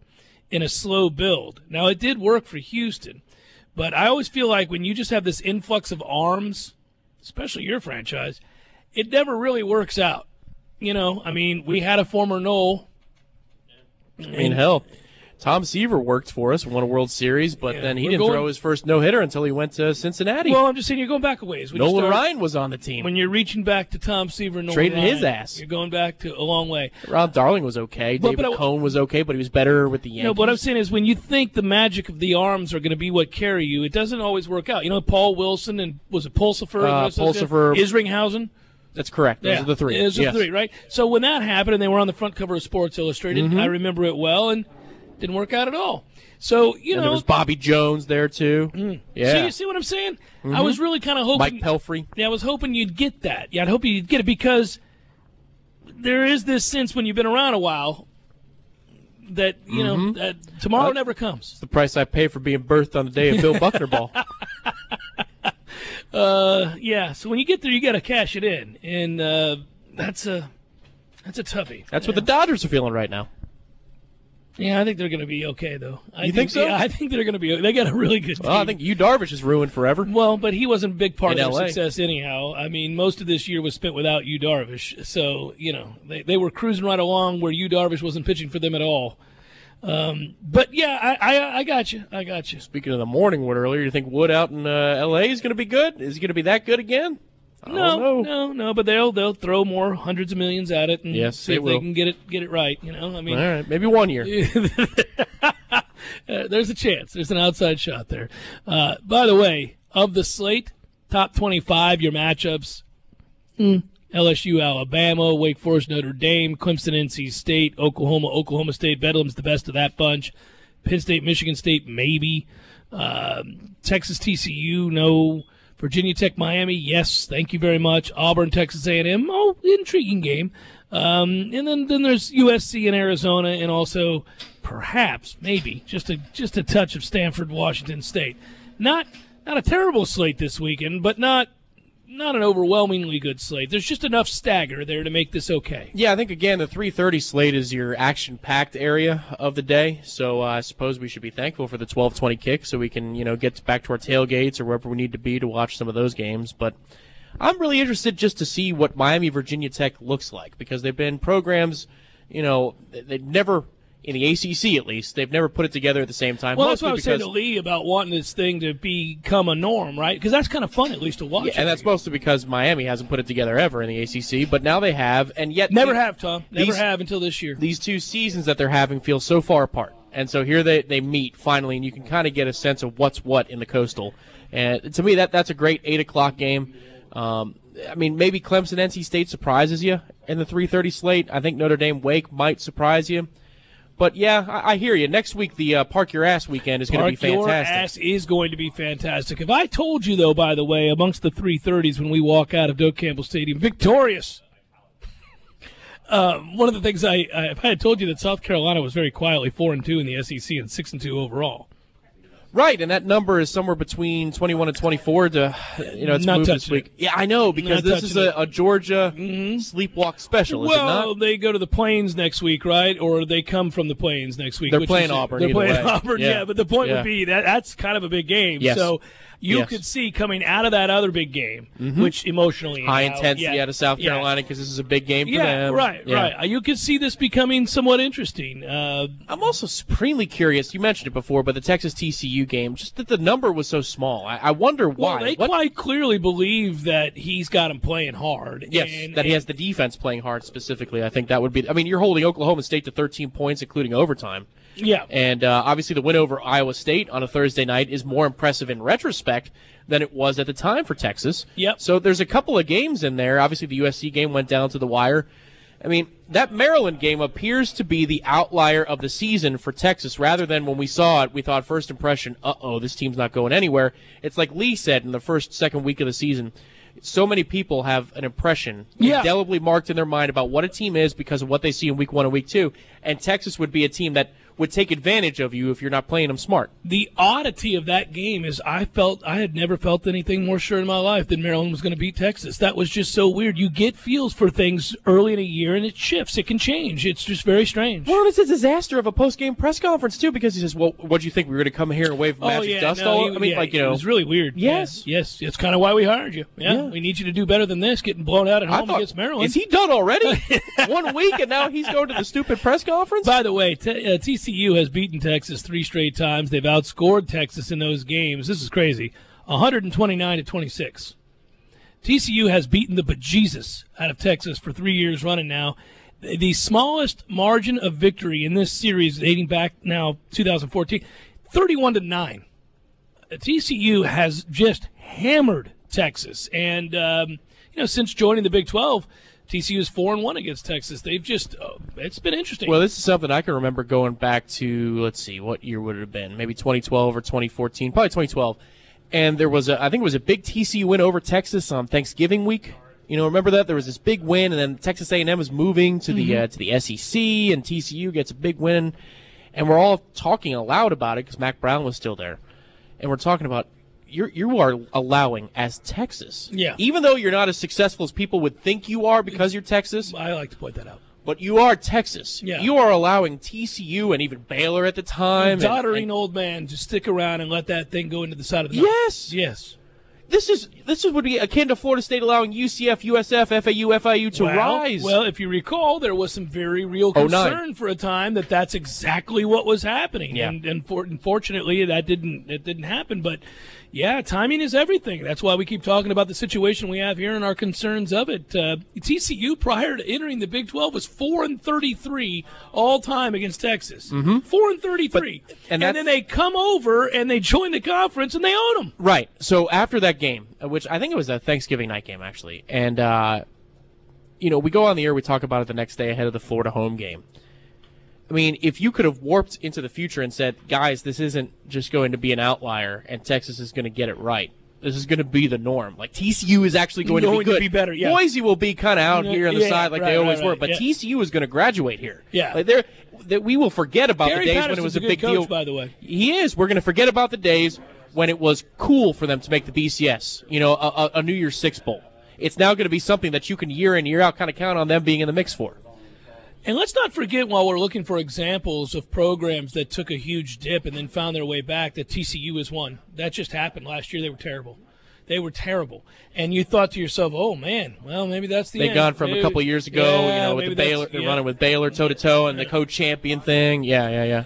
One thing, when you see that number and you've asked why is Vegas looking at that number and saying that they're going to be in it, well, I'll tell you why. It's because against Southern Cal, they lost in 2 overtimes, and that's a road game against a ranked team that they fall 27-24 in.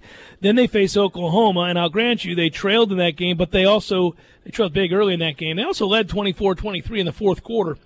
Had a chance to win it. They end up losing that game 29-24. So they're right there with OU, who's far more talented than Texas. And then finally, Oklahoma State, which you just mentioned, they led 10-7 in the fourth quarter of that game. They lose 13-10 in overtime in that game. So they've played road games against ranked teams, against good ones, and they've had the lead in the fourth quarter of every one of them. Yeah, and the OU game started out as we thought. Oklahoma would be able to do whatever it wanted, and then the game completely changed. The second half, it got really, really tense in the Cotton Bowl, and then, of course, the Oklahoma State game ended in one of the more stunning fashions that you'll ever see. The interception in the end zone in overtime. Laughing, going, that's a crazy throw. So you just played toe-to-toe with a team that could be in the playoff. Well, they've done this now. I mean, right. That's the thing. Yeah. So that's why Vegas is looking at that game the way that they are. And I would say the other game that you mentioned that you were looking at with Virginia Tech and Miami, we want this for the Coastal, but let's remember, and I'm old enough to remember, that this was a good Big East rivalry back in the day. And so now you kind of rekindle that. They've met every season since 1992. They both moved to the ACC together in 2004. Miami's won 2 of the last 3 meetings, but both have gone through coaching overhauls in that time. And, this would be 3 wins in a 4-game stretch against Virginia Tech. That'd be the first time that's happened for them since dating all the way back to 2002. So yeah, who had the Big East back in the day? Was it CBS or NBC? Because I remember the Big East football, and it was like Miami, Virginia Tech would be over here on this network. Obviously, we'd be on ABC all the time. Yeah. ESPN, ESPN2. But you're right. I do remember those days in the 90s when Virginia Tech Miami was a knockdown dragout. It was like, for us in Florida, because Florida and Miami never want to play each other. I think that's mostly Florida's issue, not Miami's, but I may have that wrong. But they would play Virginia Tech, and for us, we'd say, all right, here's a chance to finally see them not beat up on the lowly Big East the way we beat up on the lowly ACC. Well, and again, celebrating more competitive games within the ACC's division or old rivalries, it should be noted that it'll be the first time that Virginia Tech and Miami have played each other while they're both ranked in the top 15 since 2009. They met 6 times with both ranked in the top 15 from 2000 to 2005. It was a regular occurrence. That's what I'm mentioning, and really that hasn't happened.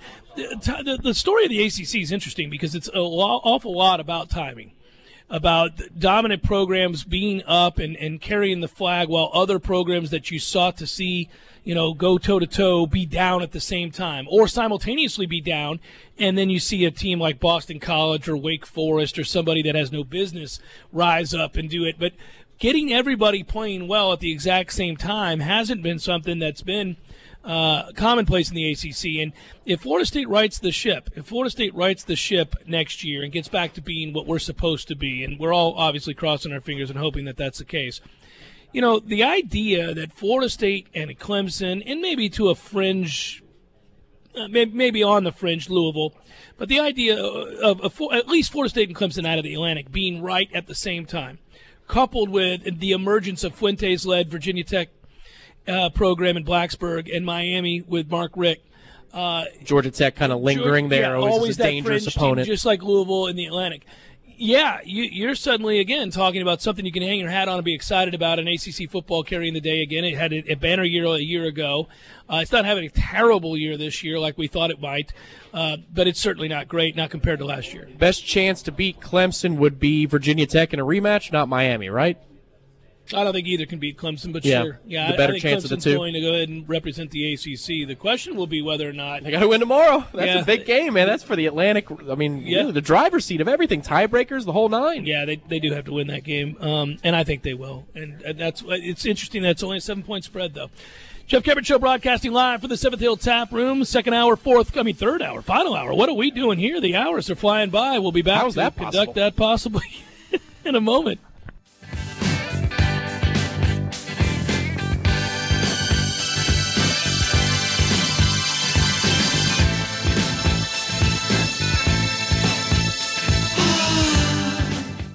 Don't just listen to the Jeff Cameron Show. Watch it.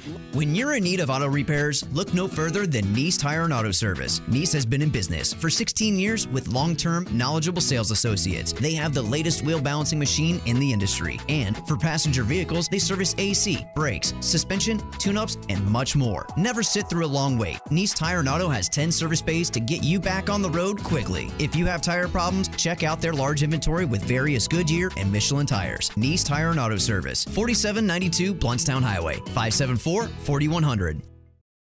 TNT Supercenter is your one-stop shop for the largest inventory of golf carts and accessories, stocking over 150 new and pre-owned carts with prices starting under $2,000. Whether you're looking for a standard or custom golf cart, TNT has the perfect cart for you. TNT carries and services leading brands and a full line of premium Mad Jacks accessories. Stop by or call to find out about our zero-down, low-interest rate financing, free delivery, and rental programs. Visit TNTSupercenter.com. TNT. I'm talking tough, like a state of mind. Tough, like a soldier on the front line. Tough when it gets rough, like my Ford truck. Always enough, I'm talking tough. Franklin Spring Creek Ford, the place to find your next truck in southern Georgia.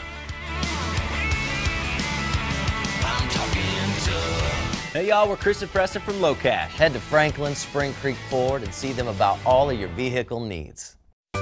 Sorry, boys, I did not have time to pack. We got this. It's right here, guys. We got this. I thought I could handle it. We got this. Moving doesn't have to be a hassle. Call us first at 2 Men and a Truck. No matter the move, home or business, we'll make it a smooth one. I forgot something. We got this.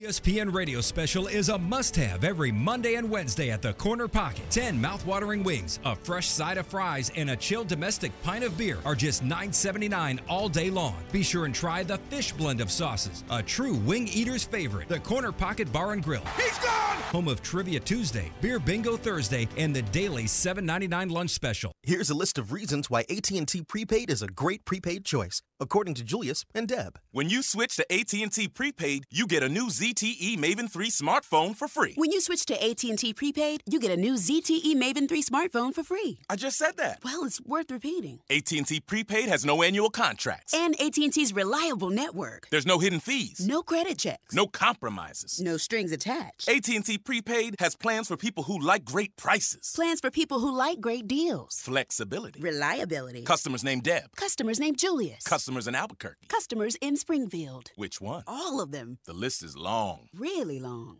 Thanks, Julius. Thanks, Deb. You're welcome, announcer guy. No matter your reason, switch to AT&T Prepaid to get a new ZTE Maven 3 smartphone for free and all the advantages of AT&T's reliable network with no compromises. Limited time offer available at participating AT&T stores. Requires new line of service, $45 or $65 plan and auto pay. Reliable network claim per third-party sources. Fees, coverage, and other restrictions apply. Details at att.com/prepaid.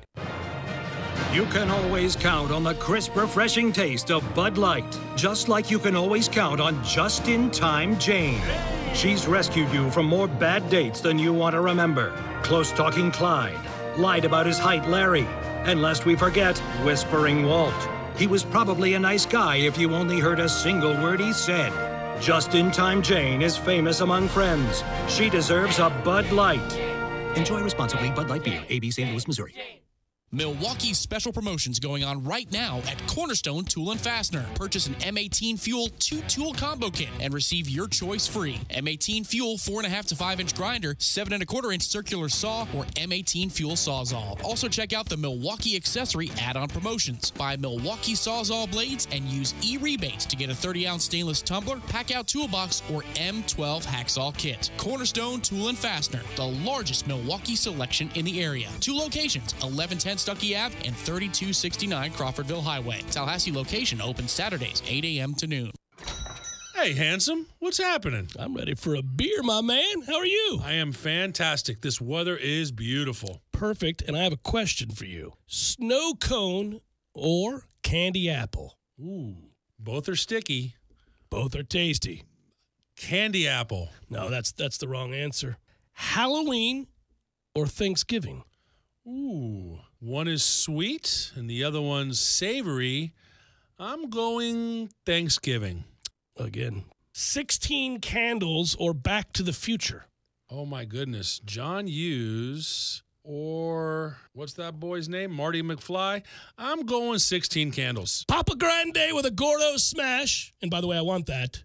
Or a mountain of delicious croquetas, also with a Gordo smash. Trick question. Either way, you're not going to lose. Exactamundo, my brother. Gordo's, bringing the flavor and flair of Cuban food to Tallahassee since 1996. Broadcasting live from the Dale Earnhardt Jr. Buick GMC Cadillac Studios. This is 97.9 ESPN Radio, WTSM, Woodville, Thomasville, Tallahassee. Tallahassee Sports Center. I'm Lee Gordon. It's game 1 of 4 straight must-win games for the Florida State football team. On Saturday, they'll play host to the Syracuse Orange at Doak Campbell Stadium. That's the same Syracuse team that beat Clemson just a few weeks ago. The Noles need all 4 wins to get to that magic number 6 if they hope to keep that bowl streak alive. As for the Gators, it's game 1 of the post-Jim McElwain era. Malik Zaire is under center. Randy Shannon is your head coach as the Gators take on Mizzou. Thursday night football, the Jets were supposed to have the number 1 overall pick in next year's draft, but they continue to win. They win again on Thursday night. They beat the Buffalo Bills, which prompted Bills guard Richie Incognito to go off on Thursday night football, saying he didn't like it, and the NFL is only in it for the money. Andrew Luck is on the IR, and Deshaun Watson is also on IR after tearing his ACL in practice yesterday.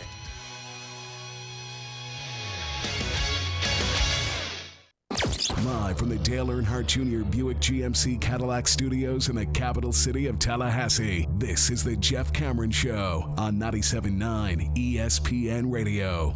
It's Libations Friday. Brought to you by Corner Pocket Bar and Grill. Corner Pocket Bar and Grill on Appalachia Parkway. Tallahassee loves the Corner Pocket.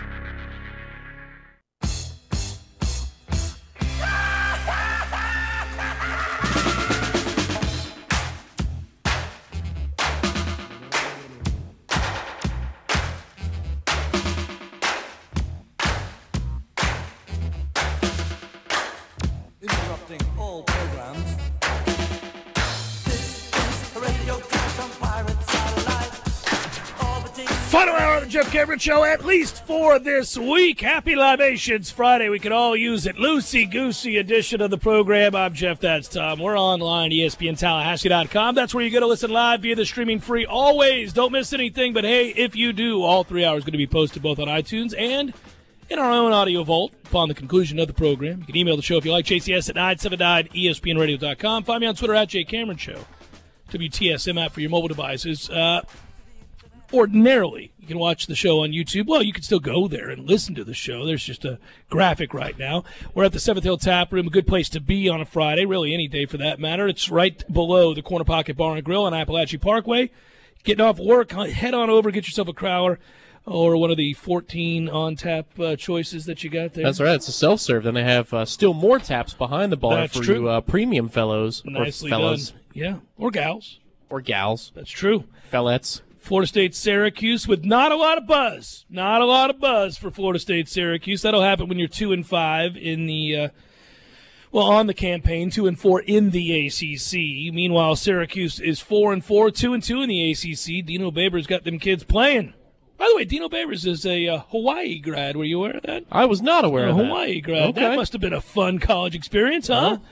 He was out in Hawaii, and he came back with more personality than Marcus Mariota has, that's for sure. He's got a lot of and he personality. lived on the island. Yeah, he's got a ton of personality, and that is a correct observation, sir. Any chance. I mean, this paper towel roll right in front of me has more personality than I like Mariota that. does. Any chance, yes. Anyhow, Dino Babers in his time at Syracuse is 8-12, just his second year, but he's got him playing now. And by the way, that guy can give a locker room speech. I'll tell you that right now. It's YouTube and everywhere. Come on, everybody. Let's watch Dino Babers get excited. He may get a chance tomorrow in the away locker room. I joked earlier that I was hoping he could come and give the speech to our locker room. We could use a Dino Babers speech tomorrow for Florida State because the ones that our coaches are giving, they're falling on deaf ears, Tom. They're not working at all. Whatever speech we gave before Boston College, burn it. Because at this point, the inspiration necessary to overcome adversity is not in play. Well, maybe that was the speech. Burn it all down. Don't try. Purge it. This is it. This is the purging fire. I don't care. We're burning it all. Yeah, no, I don't know. That would actually make me feel better. Then they would have acted in purpose. Execute. I would have said, wow, those kids are listening thoroughly. 38 yards in the second half, 17 in the fourth quarter. Sweet Jesus. We'll see if Auden Tate plays. Cross your fingers. I don't know. He might. Keith Gavin? Yeah, maybe. Man, I'd be surprised. Wouldn't you? Well, yeah. I'd shoot him up. I'd put needles in his leg and get him out there. 2-5 season against try to save the Syracuse? bowl streak, my baby. God. If you do too much and you hurt it again, that's all right. You got all off season to worry about. Let's to get it fixed. Let's get this thing rolling. Let's shoot some people up tomorrow, Tom, including Landon Dickerson. Got to get him out there. What the hell's happened to Woody Page? You see him? An He's fading observation in the fast. background. An observation in the background here at the Seventh Hill. Sorry. Around the Horn. No, I haven't. I don't watch Around the Horn, so I don't. Well, I don't either, but it looks like he's aged 10 years since last time I watched him, which is probably about a lot of jokes to be had. There are guesses, educated guesses I could make, but I'm not going to go there. I don't want to be sued. Oh, you're correct. My goodness gracious. What is going on there? We've all aged this season, though, haven't we? Oh, yeah. Maybe he's a knoll. It could be. And we just didn't know He's a buck and a knoll. Yeah, that's tough times, tough time. Eric Dungy leads the way for Syracuse tomorrow, and I do worry about it because he's, for that offense, the right guy at 6'4", 225. Bigger than you realize. And, I didn't think he was that tall. Yeah, he's got because he's kind of slender, but that means, he's got a lot of height to carry that weight with him. He does. He's played well, and I worry that we're going to not give him much resistance in his efforts to play well tomorrow. That has been the problem. This is here's the problem. There are many of them. Where do we start, Tom? Where do we start? We only have an hour left of the program. So I'll pick this one problem then. Let's do this one. It's the same thing as last week in that you've got a team that feels good about itself. Do you care, right? At a program that isn't used to winning more than it's losing in a given season. And they're coming here with a mission. They have one team, one heartbeat, all the posters. None of that. All the posters. I always hate one team, one heartbeat, though. That one bothers me more than most. Well, they have it, and it's we like don't. That clear eyes, conscience thing. Yeah, get the hell out. It's like, yeah, we're the home team. They had to travel, but who has the bigger advantage? They know what direction they're moving in, and they're all in lockstep behind Dino. Right now, we feel like we're all scattered about, be it the coaches, be it the segments on the team, the scheming of the offense, the scheming of the defense, what the front line is doing against the back end. I mean, good Lord. How about this question? Because this is an angle we haven't taken yet, and we've talked a lot about every aspect of what's gone terribly wrong here. If Florida State falls tomorrow at home and remains winless on the season at Doak Campbell Stadium and falls to 2-6, ensuring that they cannot make a bowl, does he fire somebody in season? I think you depends on how you lose. Well, I think you may see a symbolic dismissal. You may see somebody be told to have a good day, maybe even somebody that's eagerly awaiting the opportunity to leave. I don't know, but I think that you almost would want to shake something up just for appearances, just to send a signal to the fans. Got it. We know. Sorry. Hey, oh, by the way, we fired this guy's ass. I mean, I don't. Well, there was a rumor this week, and I'm not talking about the fake Twitter account because anybody could have seen that. It doesn't have a check next to it. Oh, but there's two of them that are pretty prominent. There was another rumor, and we'll see. It was very close to happening, that one? Yes. Well, maybe. I don't know about the one with the tweet. That's debatable. But there's another guy that, he might have been seen at odds with Coach Fisher on the sidelines at a recent game. Well, that's happened more than once. A recent home game. And by the way, there have been more than one occasion this year. That is the oddity of all this falling to pieces thing here, is that in addition to the on the field of play where guys aren't giving it their all and you're seeing a lack of effort and problems with all of that, one of the things, and listen, when problems mount and disappointment continues to be kind of the theme from day to day, week to week, and your goals aren't met, people are going to get into fights. I mean, when things aren't going well, think about your own house. I mean, it can, leads to arguments. It happens.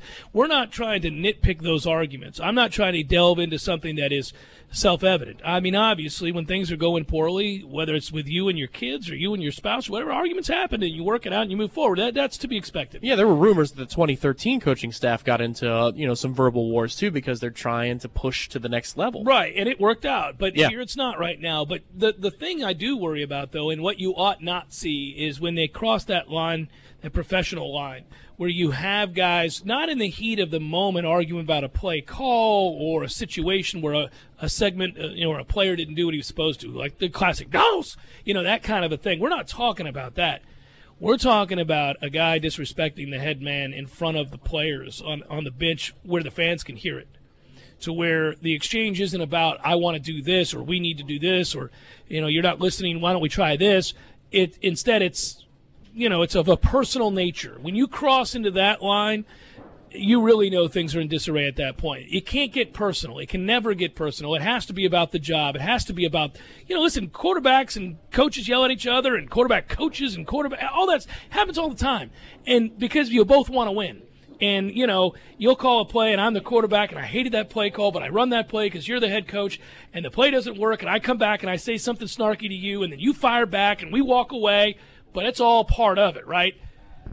Not what we're talking about. Not when F-bombs are being dropped directed at you, like personally at you. Correct. We got a different deal going on here. Right. And again, to answer the question, I think it depends on how you lose, if you lose. If it's one of those dismissals kind of like Friday night, yeah, I mean, I wouldn't be surprised if there were some moves made to kind of just tide you over before we get into December, when you'll know the names of the new blood coming into town.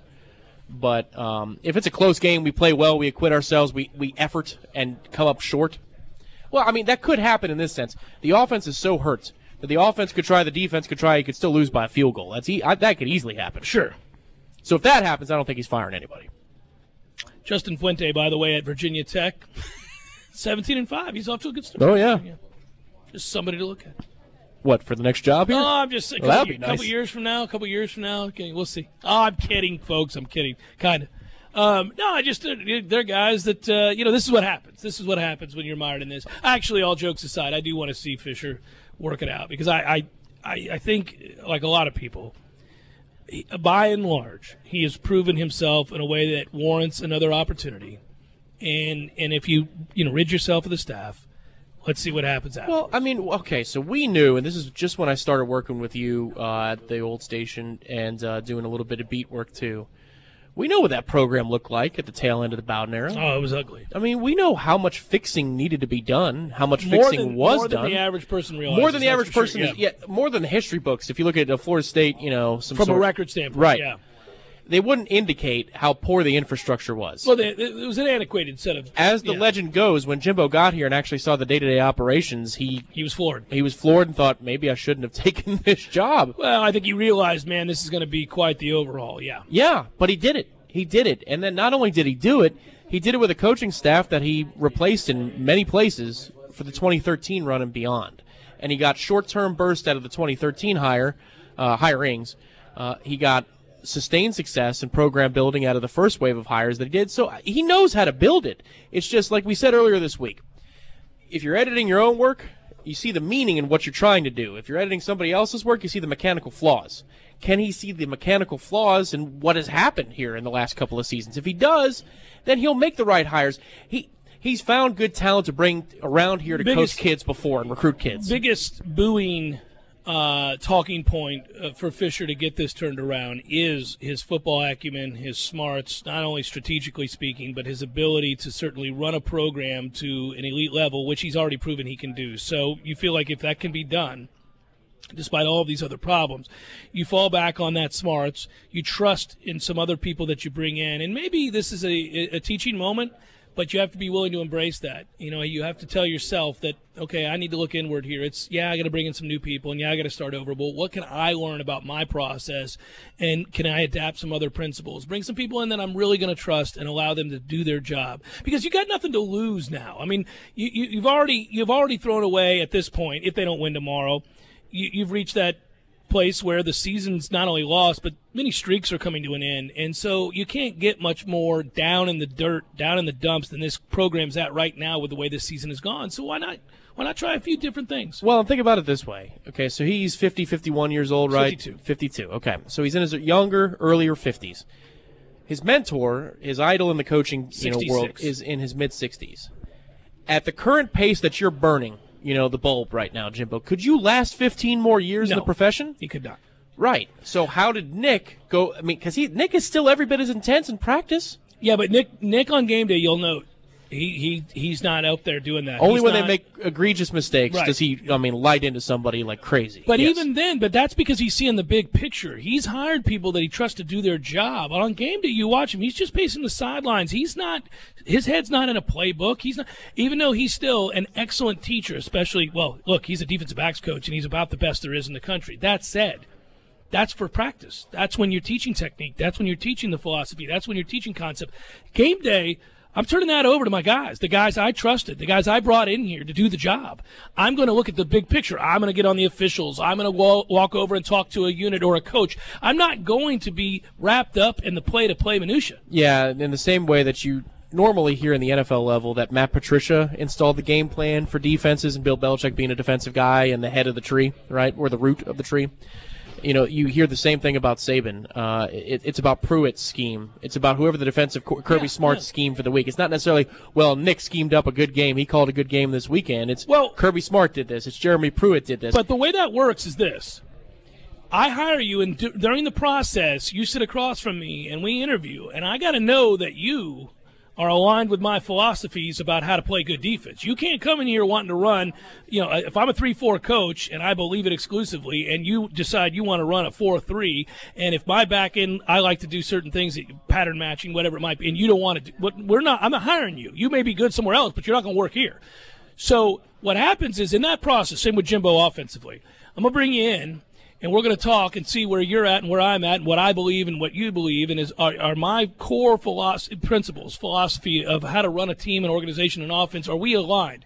Now, if we are, and your playbook's playbook schematically works like mine, and I like it. And I say, okay, here's what we do on this down and distance. This is what we do early in games. What we do. This is what I want to do. Once I trust you and I believe in you and I make the decision to hire you, well, I can delegate because, in a sense, you are calling my plays. Right. It's just you're choosing the order for a particular game. You're right. choosing certain things in certain looks, but they're still my core principles. Right. Yes, and I'm sure, listen, Nick Saban's in the game planning meetings. It's not like he's like, well, go ahead. Sure thing. Jeremy, whatever you want. Yeah, no, that's I not the trust way you, guy. Yeah. But it's on game days. Like, if I need to intervene, I'll hop on the mic, but I'm not going to get in the way if I don't have to. Well, and that's like if you're an offensive guy and you've got a superstar player and your coordinator gets wrapped up in something and forgets about a player. Like right about now, whoever's with the Falcons, whoever's job it is to self-scout, might want to yell in the offensive coordinator's ear, Julio Jones, because they're not getting the ball. So it's at that point that you'd go, we got Dalvin Cook. That might be the first suggestion. Very, very, hey, just a little microphone. Now, if you're up in the box as my OC and I go, we got Dalvin Cook, Tom. Message sent. Well, I moved to page 6 where I have Dalvin Cook plays. Yes. I mean, that's what's going to happen, and that's the way that works. So, yeah. Chef Cameron Show broadcasting live from the Seventh Hill Tap Room. Back for more in a moment.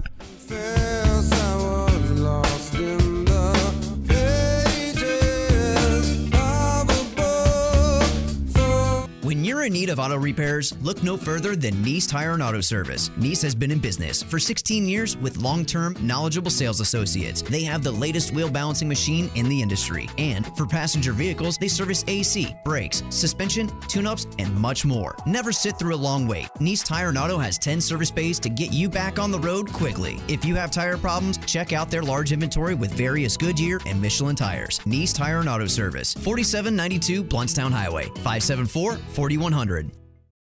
TNT Supercenter is your one-stop shop for the largest inventory of golf carts and accessories, stocking over 150 new and pre-owned carts with prices starting under $2,000. Whether you're looking for a standard or custom golf cart, TNT has the perfect cart for you. TNT carries and services leading brands and the full line of premium Mad Jacks accessories. Stop by or call to find out about our zero-down, low-interest rate financing, free delivery, and rental programs. Visit TNTSupercenter.com. TNT. I'm talking tough, like a state of mind. Tough, like a soldier on the front line. Tough when it gets rough, like my Ford truck. Always enough. I'm talking tough. Franklin Spring Creek Ford, the place to find your next truck in southern Georgia. I'm talking tough. Hey y'all, we're Chris and Preston from Low Cash. Head to Franklin Spring Creek Ford and see them about all of your vehicle needs. Sorry, boys, I did not have time to pack. We got this. It's right here, guys. We got this. I thought I could handle it. We got this. Moving doesn't have to be a hassle. Call us first at 2 Men and a Truck. No matter the move, home or business, we'll make it a smooth one. I forgot something. We got this.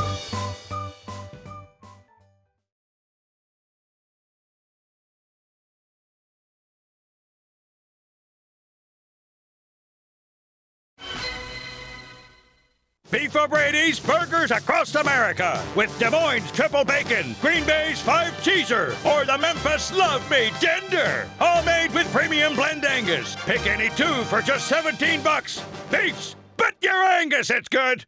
Hi, Chris Kraft for Kraft Nissan. Once again, all of you with stellar credit ratings, congratulations. And this message is not for you. All year I've been talking about our New For You program to assist good people with dings in their credit. And just last week, a friend of mine came into my office worried about his own credit rating. But thanks to our New For You program, you guessed it, he drove away in a brand new Nissan Altima. We are proud of the fact that we have helped hundreds of people that were previously limited shopping little used car lots where they overpaid, got huge finance charges, and had very few choices on cars to purchase. Some of those lots may actually hurt your credit more than they could ever help. So remember, credit score under 600? Come on in. Recent bankruptcy? Come on in. Recently divorced? Come on in. Think you have a financial problem we've never heard of? Come on in to Kraft Nissan. And come see the one dealer in Tallahassee that can really help you out. Come see the cars that everyone wants at the hottest dealer in town, Kraft Nissan. And remember, if you don't see the Kraft tag on your car, you paid too much, way too much. Kraft Nissan on Mahan Drive between Academy Sports and Costco, or visit us on the web at craftnissan.com. Don't just listen to The Jeff Cameron Show. Watch it live. The Jeff Cameron Show Streamcast. Live weekdays 3 to 6 p.m. Head to ESPNTallahassee.com today to watch live or catch up on demand. The Jeff Cameron Show Streamcast. Brought to you by Nice Tire and Auto, your trusted Goodyear dealer. 574-4100. And presented by TNT Supercenter in Thomasville, Georgia. And Franklin Spring Creek Ford. Contact your local CenturyLink retail store to enter for a chance to win the CenturyLink Ultimate Football Fan Experience, which includes a trip to the biggest game of the year. For eligibility and official rules, go to CenturyLinkFanForLife.com/FAQ. CenturyLink, your link to what's next.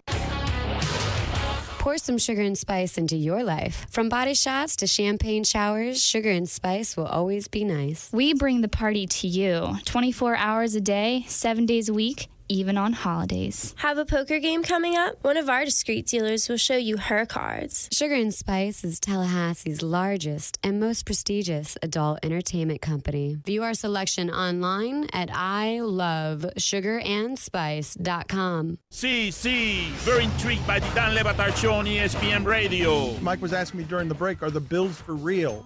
And to put that on the poll as well, please, Guillermo. Are the Bills for real? What did the Bills do that would suggest to you their realness?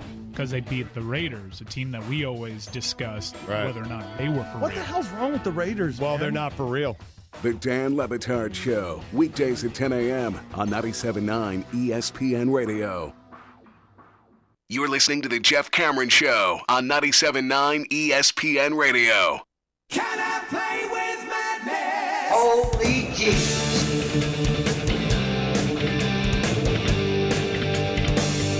Boy, he's got that thing down. I may need to do some work in the offseason to make sure that my timings is spot on as that timing. That was really good. I'm looking. Bill Miller, linebackers, press box. Randy Sanders, field. Brad Long. These days, box. Yes, he was a field coach. Was field, now box. That'll tell you something. Jay Graham, field. Tim Brewster, field. Trickett, field. Odell, field. Dawsey, field. Charles, field. Of that group, let's see. Oh, here we go. Gone, and gone. So I would be every one of them, save for Odell. Well, you think that's a good guess? I think it is just a guess. I think that's the upper end, obviously. How could it not be? But I think that's a whole lot of gone. That's, yeah. My goodness. You need Hawk Harrelson in here, right? Yeah. He gone. I would imagine that that's actually an easy conversation for at least four of these guys. It's not one that involves the actual sit down, I'm so sorry it ended this way. Just don't let the door hit you in the ass on the way out type of thing is probably more apt for at least four of those. Well, maybe it would be that a barb would be shared the other way, too, on the way out. These things have happened. Now, that's the one thing about the 12 to 13 transition. I talk about it and I say, well, Jimbo was able to get another group in here. Not all of those partings. That was not a mutual. Yeah, there were some. I'm leaving. Acrimony, perhaps. Well, okay. So actually, all jokes aside, and speculative as it is, I mean, I would think that at some point in that situation, you would be forced to analyze your management style. Where when you come to the recognition that not once and now maybe twice, I've been in a situation where many of the coaches that I hired are leaving less than happy. And not just because they got opportunities to step up to a higher paying job at a situation that was an opportunity. Now, some of the time that is true, but not all. Yeah, but let's say by the time I'm 55 years old, I've gone through 3 marriages, and all of them have ended because I was a, quote, a-hole. At what point do I have to say, well, maybe they're on I'm the problem? Well, it wouldn't be maybe that I'm obvious. the a-hole. Yeah, maybe it wouldn't be that obvious, right? You wouldn't have to define yourself as a-hole. Maybe all 3 marriages end, period. There's one commonality there. Sure. Yeah. It's me. That's you. That's me. That's right. So, yeah, you would have to at some point go, well, goodness gracious. So, yeah. Betsy didn't know Wanda, and yet they both feel the same about me. Same exact Why? way, yeah. Why is that? They don't call anymore. They're different. They're different types of I people. specifically went out and got somebody very different from Betsy, and yet they went the way of the dodo. I don't see them anymore. They're all gone. Yet after crunching the numbers, I find the constant in this equation is me. Oh, no. Yeah. That's so when we were making the argument that, hey, here's the deal. Here's why he'll figure it out. Here's what. Well, sometimes evidence is overwhelming. Sometimes things, they don't leave a lot of guesswork. But the thing is, it's not all that bad because he gets the most out of a lot of people. Like he helps develop kids not only from the recruiting process into the time they go to the NFL, but he's also brought in some lower level coaches, and they've walked out of here better coaches for it. I mean, how could that not be true? So because I think he's a smart man. Yes, he's a good coach who instills a process that has been tried and true. It just needs tweaking. I mean, listen, man, what are we? Next year will be season 8, season 9 of him as the head man? 9. If you're running the same process as you did in 2010 or 11. It's a little dated. Yeah. We have some answers to that question about the depths of sadness. First of all, I need to say one thing. I failed to mention that the other significant aspect of UMass is that Dr. J went to UMass. Oh, there you go. So I blew that. My apologies. Dr. J was slightly before my time when he reached just a little bit. I saw Dr. J play. I remember him as a Sixer, and I remember the battles with the Celtics and everything else. But he was a little past his prime at that point. Like this was, his time in pre-NBA and all that. Yeah. So I don't really remember him in college at all. So he was at UMass. And then the other thing I'd say is Schmuck writes, I'm a Noel and a Lions fan. All right, that is a toughie. But I still think Noel Buck right now is worse. Yeah, Noel Buck's pretty hard to beat. Noel Buck's hard to beat right now. And then Justin writes, it has been sad in my home as I am a Noel, a Dolphin, a Buck, and a Brave, not to mention the Magic. That is a tough. Yeah, we have the Lightning, so we're in good shape here. Yeah, we here. do have the Lightning to fall back on. The Lightning are I'm a Met, man. Okay, so I had a rough year. I'm a Pirates fan. I had a rough year. How about we didn't make the playoffs, so Lightning are going into next year. Yeah, we didn't make the playoffs. But the Mets didn't make the playoffs. No. Lightning, Mets. The Mets were, favorites to win something, go to the playoffs for some reason. Pirates made the playoffs 3 of the previous 4 years. Everybody worth a damn was hurt for at least 15, 20 games. At least you have an excuse. Yes. There you go. We don't here, especially on defense. Isn't that true? Especially on defense. And the Bucs don't have an excuse, do they? Yeah. Well, no. Well, they're poorly coached. Is that the excuse that you go with there? I would say that maybe your mom's got an answer on this one. And I don't mean that as like some sort of 6-year-old joke. I mean, with the picks, maybe she's got an answer. Well, she's a Buccaneer, and she prides herself because her husband and people in her family went to UF, and then her son went to Florida State, and so she's got, she roots for both schools, and so that's not good. So Florida's bad, Florida State's bad, Buccaneers are bad. There's a lot of swearing on the other end of phone calls and personal. Or just not watching. Yeah. There's just a whole lot of, I'm not watching. Need more washing. Yeah, I got to do more laundry. I would tell her. We'll make my picks. We'll do that next. Jeff Cameron Show, 97.9 ESPN Radio.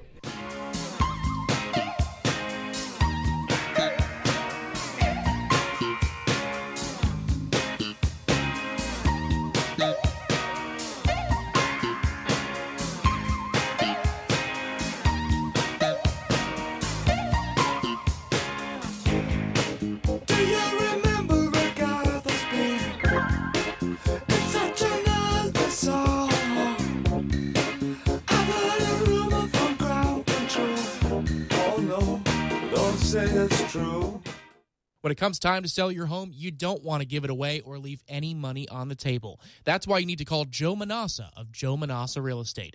Joe guarantees to sell your home at a price and deadline that you agree to, or he'll have it bought for cash. Call Joe to find out more about this phenomenal program. Not only that, working with Joe doesn't obligate you to a thing. If he's not doing his job, he'll let you out of your contract free and clear. But sorry, boys, I did not have time to pack. We got this. It's right here, guys. We got this. I thought I could handle it. We got this. Moving doesn't have to be a hassle. Call us first at 2 Men and a Truck. No matter the move, home or business, we'll make it a smooth one. I forgot something. We got this. When you're in need of auto repairs, look no further than Neese Tire and Auto Service. Neese has been in business for 16 years with long-term, knowledgeable sales associates. They have the latest wheel balancing machine in the industry. And for passenger vehicles, they service AC, brakes, suspension, tune-ups, and much more. Never sit through a long wait. Neese Tire and Auto has 10 service bays to get you back on the road quickly. If you have tire problems, check out their large inventory with various Goodyear and Michelin tires. Neese Tire and Auto Service, 4792 Bluntstown Highway, 574-4100. TNT Supercenter is your one-stop shop for the largest inventory of golf carts and accessories, stocking over 150 new and pre-owned carts with prices starting under $2,000. Whether you're looking for a standard or custom golf cart, TNT has the perfect cart for you. TNT carries and services leading brands and the full line of premium Mad Jacks accessories. Stop by or call to find out about our zero-down, low-interest rate financing, free delivery, and rental programs. Visit TNTSupercenter.com. TNT. I'm talking tough, like a state of mind. Tough, like a soldier on the front line. Tough when it gets rough, like my Ford truck. Always enough, I'm talking tough. Franklin Spring Creek Ford, the place to find your next truck in southern Georgia. I'm talking tough. Hey y'all, we're Chris and Preston from Low Cash. Head to Franklin Spring Creek Ford and see them about all of your vehicle needs.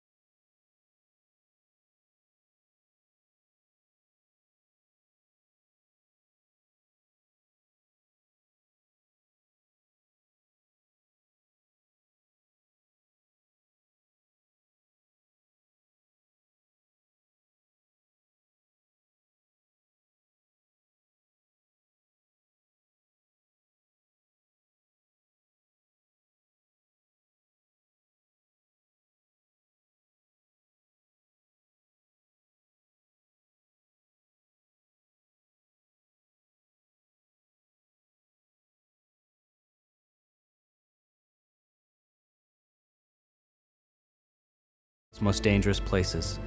The Sport Clips Help a Hero Scholarship Program helps U.S. military veterans like Jacob Dietz gain the education and training needed to transition into civilian life. When I came home, I was ready for a new mission. The Sport Clips Help a Hero Scholarship is helping me get a degree in electrical engineering. Help a Hero took a load off me and my family. You can donate to Help a Hero at all participating Sport Clips locations. Just ask your Sport Clips stylist or look for the Help a Hero donation box. And on Veterans Day, November 11th, Sport Clips will donate $1 for every haircut. That's what we call making your cut count. My name is Jacob Dietz, United States Marine, and I'm saluting you. Sport Clips. It's good to be a guy. To learn more about the Sport Clips Help a Hero Scholarship Program, visit sportclips.com. Live from the Dale Earnhardt Jr. Buick GMC Cadillac Studios in the capital city of Tallahassee, this is the Jeff Cameron Show on 97.9 ESPN Radio. It's Libations Friday, brought to you by Corner Pocket Bar and Grill. Corner Pocket Bar and Grill on Appalachie Parkway. Tallahassee loves the Corner Pocket.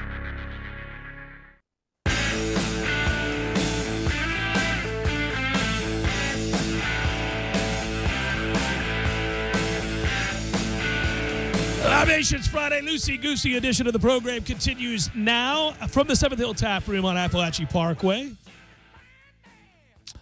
Big crowlers are good. You can get them. They're tasty. Drink them. You're going to need something to watch us. You're going to need something to watch us play these games these days. This is this is unbelievable. Anyhow, they got crowlers to help ease your pain, which is a good thing. You can swing by the 7th Hill Tap Room, Appalachian Parkway. The music lets you know that it's time for selections. Cue it up, Tom. And now for another edition of the Family Pick. Nick. Go to your room! Mana, the meatloaf! Take it away, Jeffrey.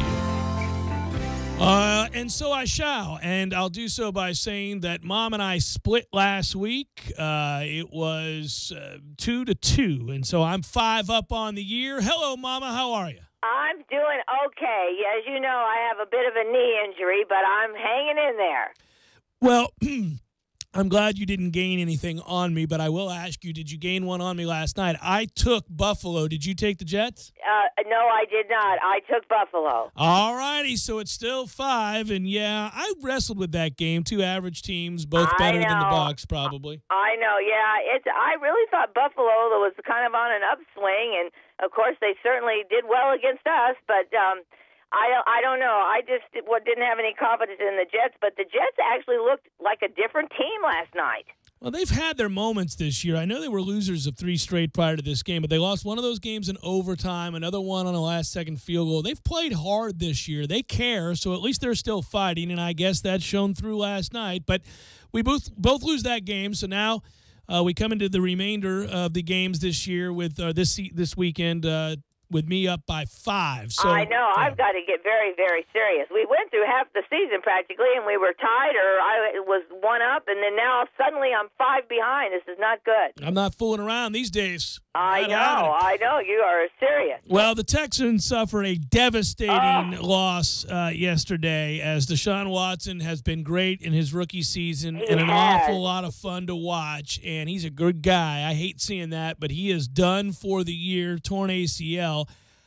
It's still hard to pick the Colts. Colts and Texans. Who you got? I don't know. I looked at my pick to see, and everything, and to see who they were playing, and I'm leaving it. I'm keeping it at Houston. I don't think. I mean, there we saw Andrew Luck's not going to play this year either. I know they were saying he's got to have some other kind of rehab and stuff, but. Anyway, I'm keeping my Houston pick. I am too. Here's a good football game, and 2 teams that benefit greatly by the Texans probably now not being a playoff team. The Jaguars are hosting Cincinnati. Yeah, I'm taking Jacksonville. Me too. Buccaneers at Saints. Yeah, I'm taking the Saints. I hate to say that. It hurts me. But I'm so disheartened with Tampa. I can't pick them. Not a very well-coached team. Rams at the Giants. You're taking New Orleans as well? Of course. Okay. Rams at the Giants. I took the Rams. Me too. Falcons at the Panthers. Yeah, I took Atlanta. Me too. The Broncos at the Eagles.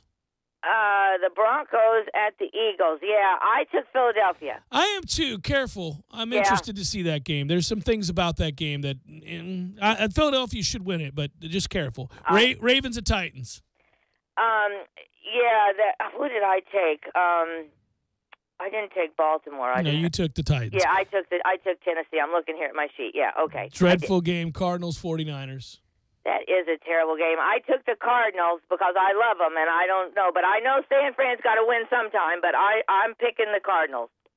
God, I want to take the 49ers here so bad. I cannot do it, though. I cannot do it. Garoppolo's not going to play, so not doing it. Oh, yeah, so that's it. Redskins at Seahawks.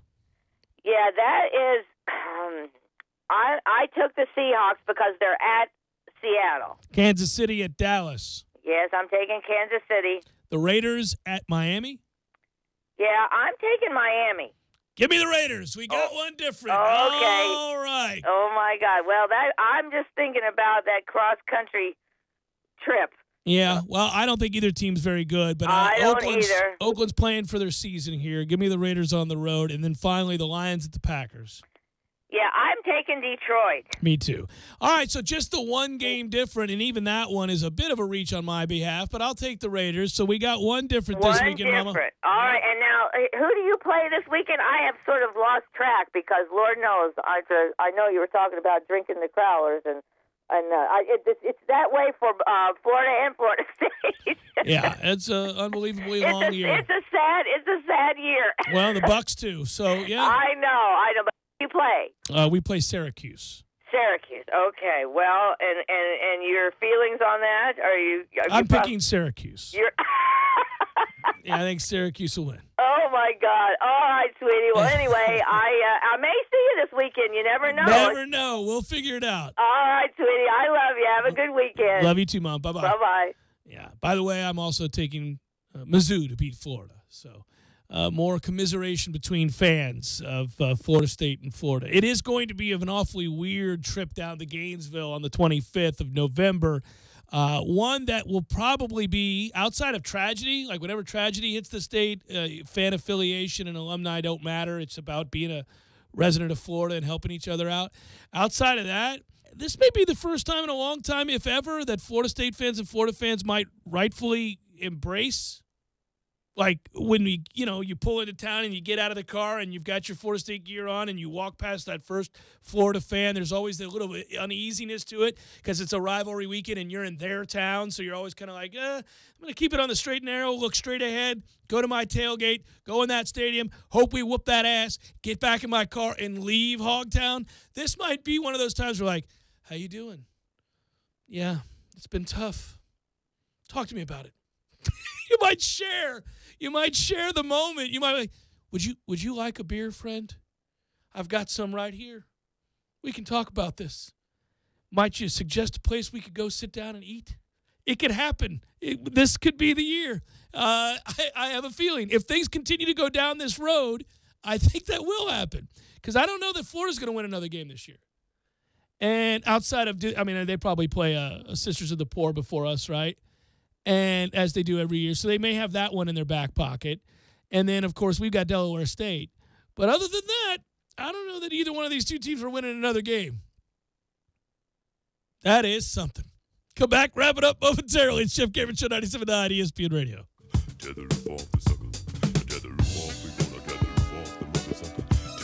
When you're in need of auto repairs, look no further than Nice Tire and Auto Service. Nice has been in business for 16 years with long-term, knowledgeable sales associates. They have the latest wheel balancing machine in the industry. And for passenger vehicles, they service AC, brakes, suspension, tune-ups, and much more. Never sit through a long wait. Nice Tire and Auto has 10 service bays to get you back on the road quickly. If you have tire problems, check out their large inventory with various Goodyear and Michelin tires. Nice Tire and Auto Service, 4792 Bluntstown Highway, 574-4100. TNT Supercenter is your one-stop shop for the largest inventory of golf carts and accessories, stocking over 150 new and pre-owned carts with prices starting under $2,000. Whether you're looking for a standard or custom golf cart, TNT has the perfect cart for you. TNT carries and services leading brands and the full line of premium Mad Jacks accessories. Stop by or call to find out about our zero-down, low-interest rate financing, free delivery, and rental programs. Visit TNTSupercenter.com. TNT. I'm talking tough, like a state of mind. Tough, like a soldier on the front line. Tough when it gets rough, like my Ford truck. Always enough. I'm talking tough. Franklin Spring Creek Ford, the place to find your next truck in southern Georgia. I'm talking tough. Hey y'all, we're Chris and Preston from Low Cash. Head to Franklin Spring Creek Ford and see them about all of your vehicle needs. Sorry, boys, I did not have time to pack. We got this. It's right here, guys. We got this. I thought I could handle it. We got this. Moving doesn't have to be a hassle. Call us first at 2 Men and a Truck. No matter the move, home or business, we'll make it a smooth one. I forgot something. We got this.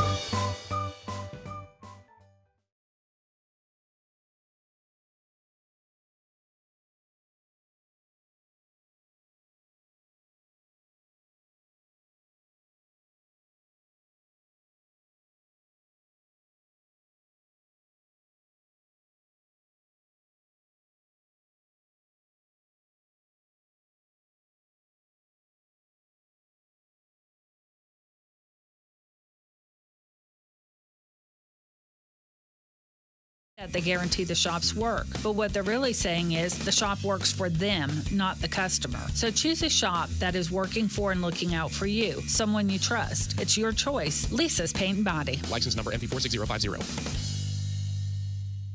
Hey, Fido! Yes, bud? Hey, have you heard about that Hair of the Dog sports bar? Yeah, it's all everyone's been barking about. It's Midtown's #1 sports bar with over 50 TVs, burgers, loaded nachos and wings, and a massive bar. Plus, Hair of the Dog is human-friendly, but you gotta keep them on a leash. Sounds like a great place to watch those human teams play catch. You mean football? Hair of the Dog sports bar, Midtown, North Monroe behind Brugger's. Best drink prices and juiciest burgers in town. Sexy French poodles welcome. Tallahassee is a diverse community with residents experiencing the world in different ways, but we are a community that sticks together. For 3 years, events like the Longest Table have provided spaces for us to come together and learn about what unites us instead of what keeps us apart. Now is the time for us to continue these important conversations, so let's keep talking Tallahassee. We want you to reserve your seat today. For more information and to register, visit longesttable.com. This Day in Sports brought to you by Superlube. Superlube, 19 Tallahassee area locations. Quick, convenient, no appointment necessary. This Day in Sports History. November 3rd, 2001. The Arizona Diamondbacks beat the New York Yankees 15-2 in Game 6 of the World Series to tie it 3-3. The Diamondbacks broke a World Series record with 22 hits, giving the Yankees their most lopsided postseason loss in 293 games. The win would set up a Game 7 for the ages between Roger Clemens and Curt Schilling. This is the Jeff Cameron Show on 97.9 ESPN Radio.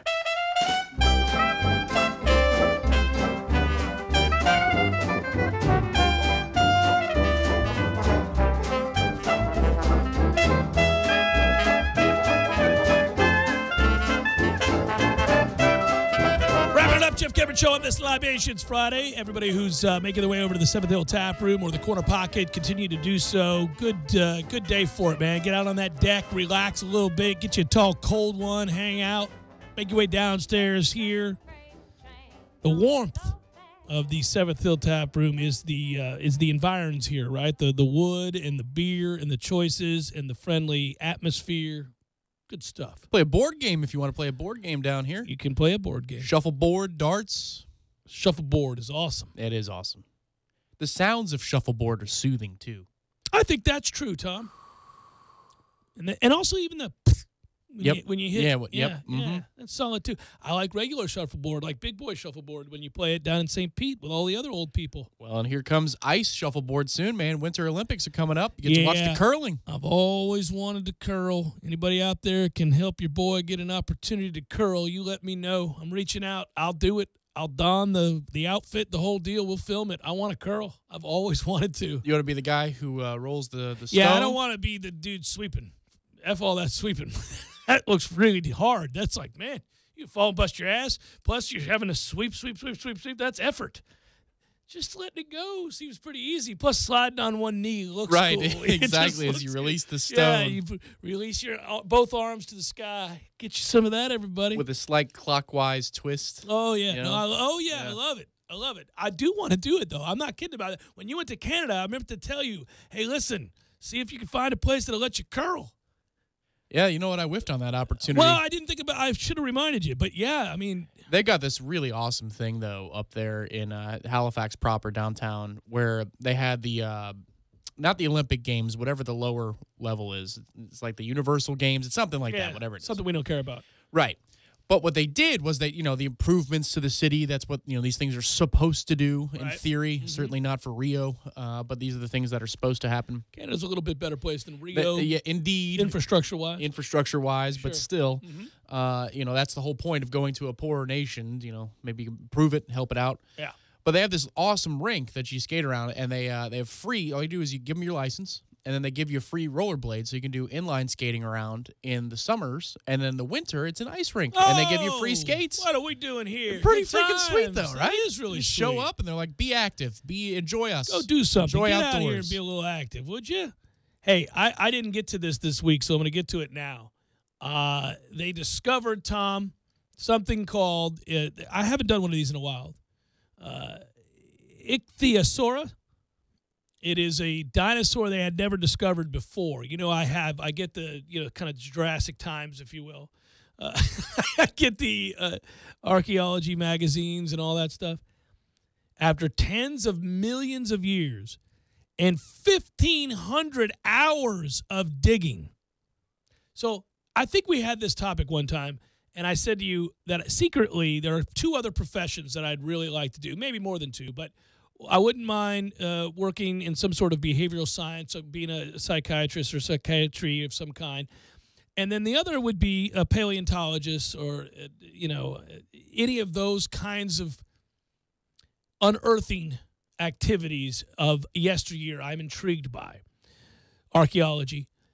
But I don't have the patience for the latter. I know that of myself, because while the discovery is joyous, and when you finally uncover the whole damn thing, it's remarkable. Whether that be an ancient people or a lost site, a building of some kind that Neanderthals built, or the missing link, in this case, a sea monster, which I'm about to describe. Ooh. That's all well and cool, but 1,500 hours of just chipping the dirt. Cheep, cheep, cheep, cheep, cheep. I see a fingernail. Cheep, cheep, cheep, cheep. That I couldn't do that. I would really struggle with that. I'd be like, can we get some beer?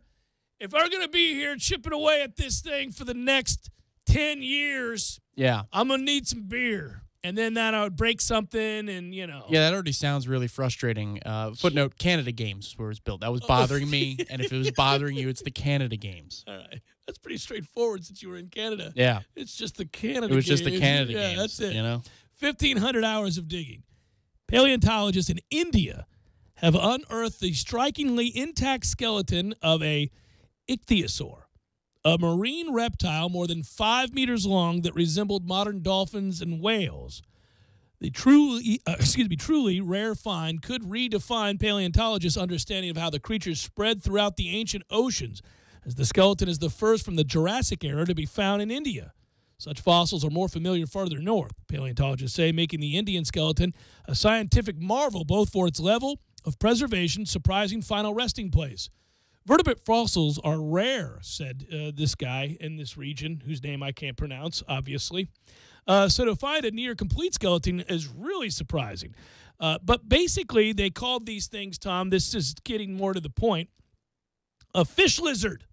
It lived about 250 million years ago. How awesome is that?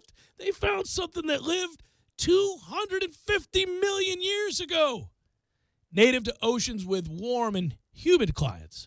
The seas alongside sharks and other groups of marine reptiles around the time of Pangea. So this is right then when everything was separating. Mm-hmm. All that good stuff. According to the modern-day theories, Jeff. Well, according to actual science, Tom.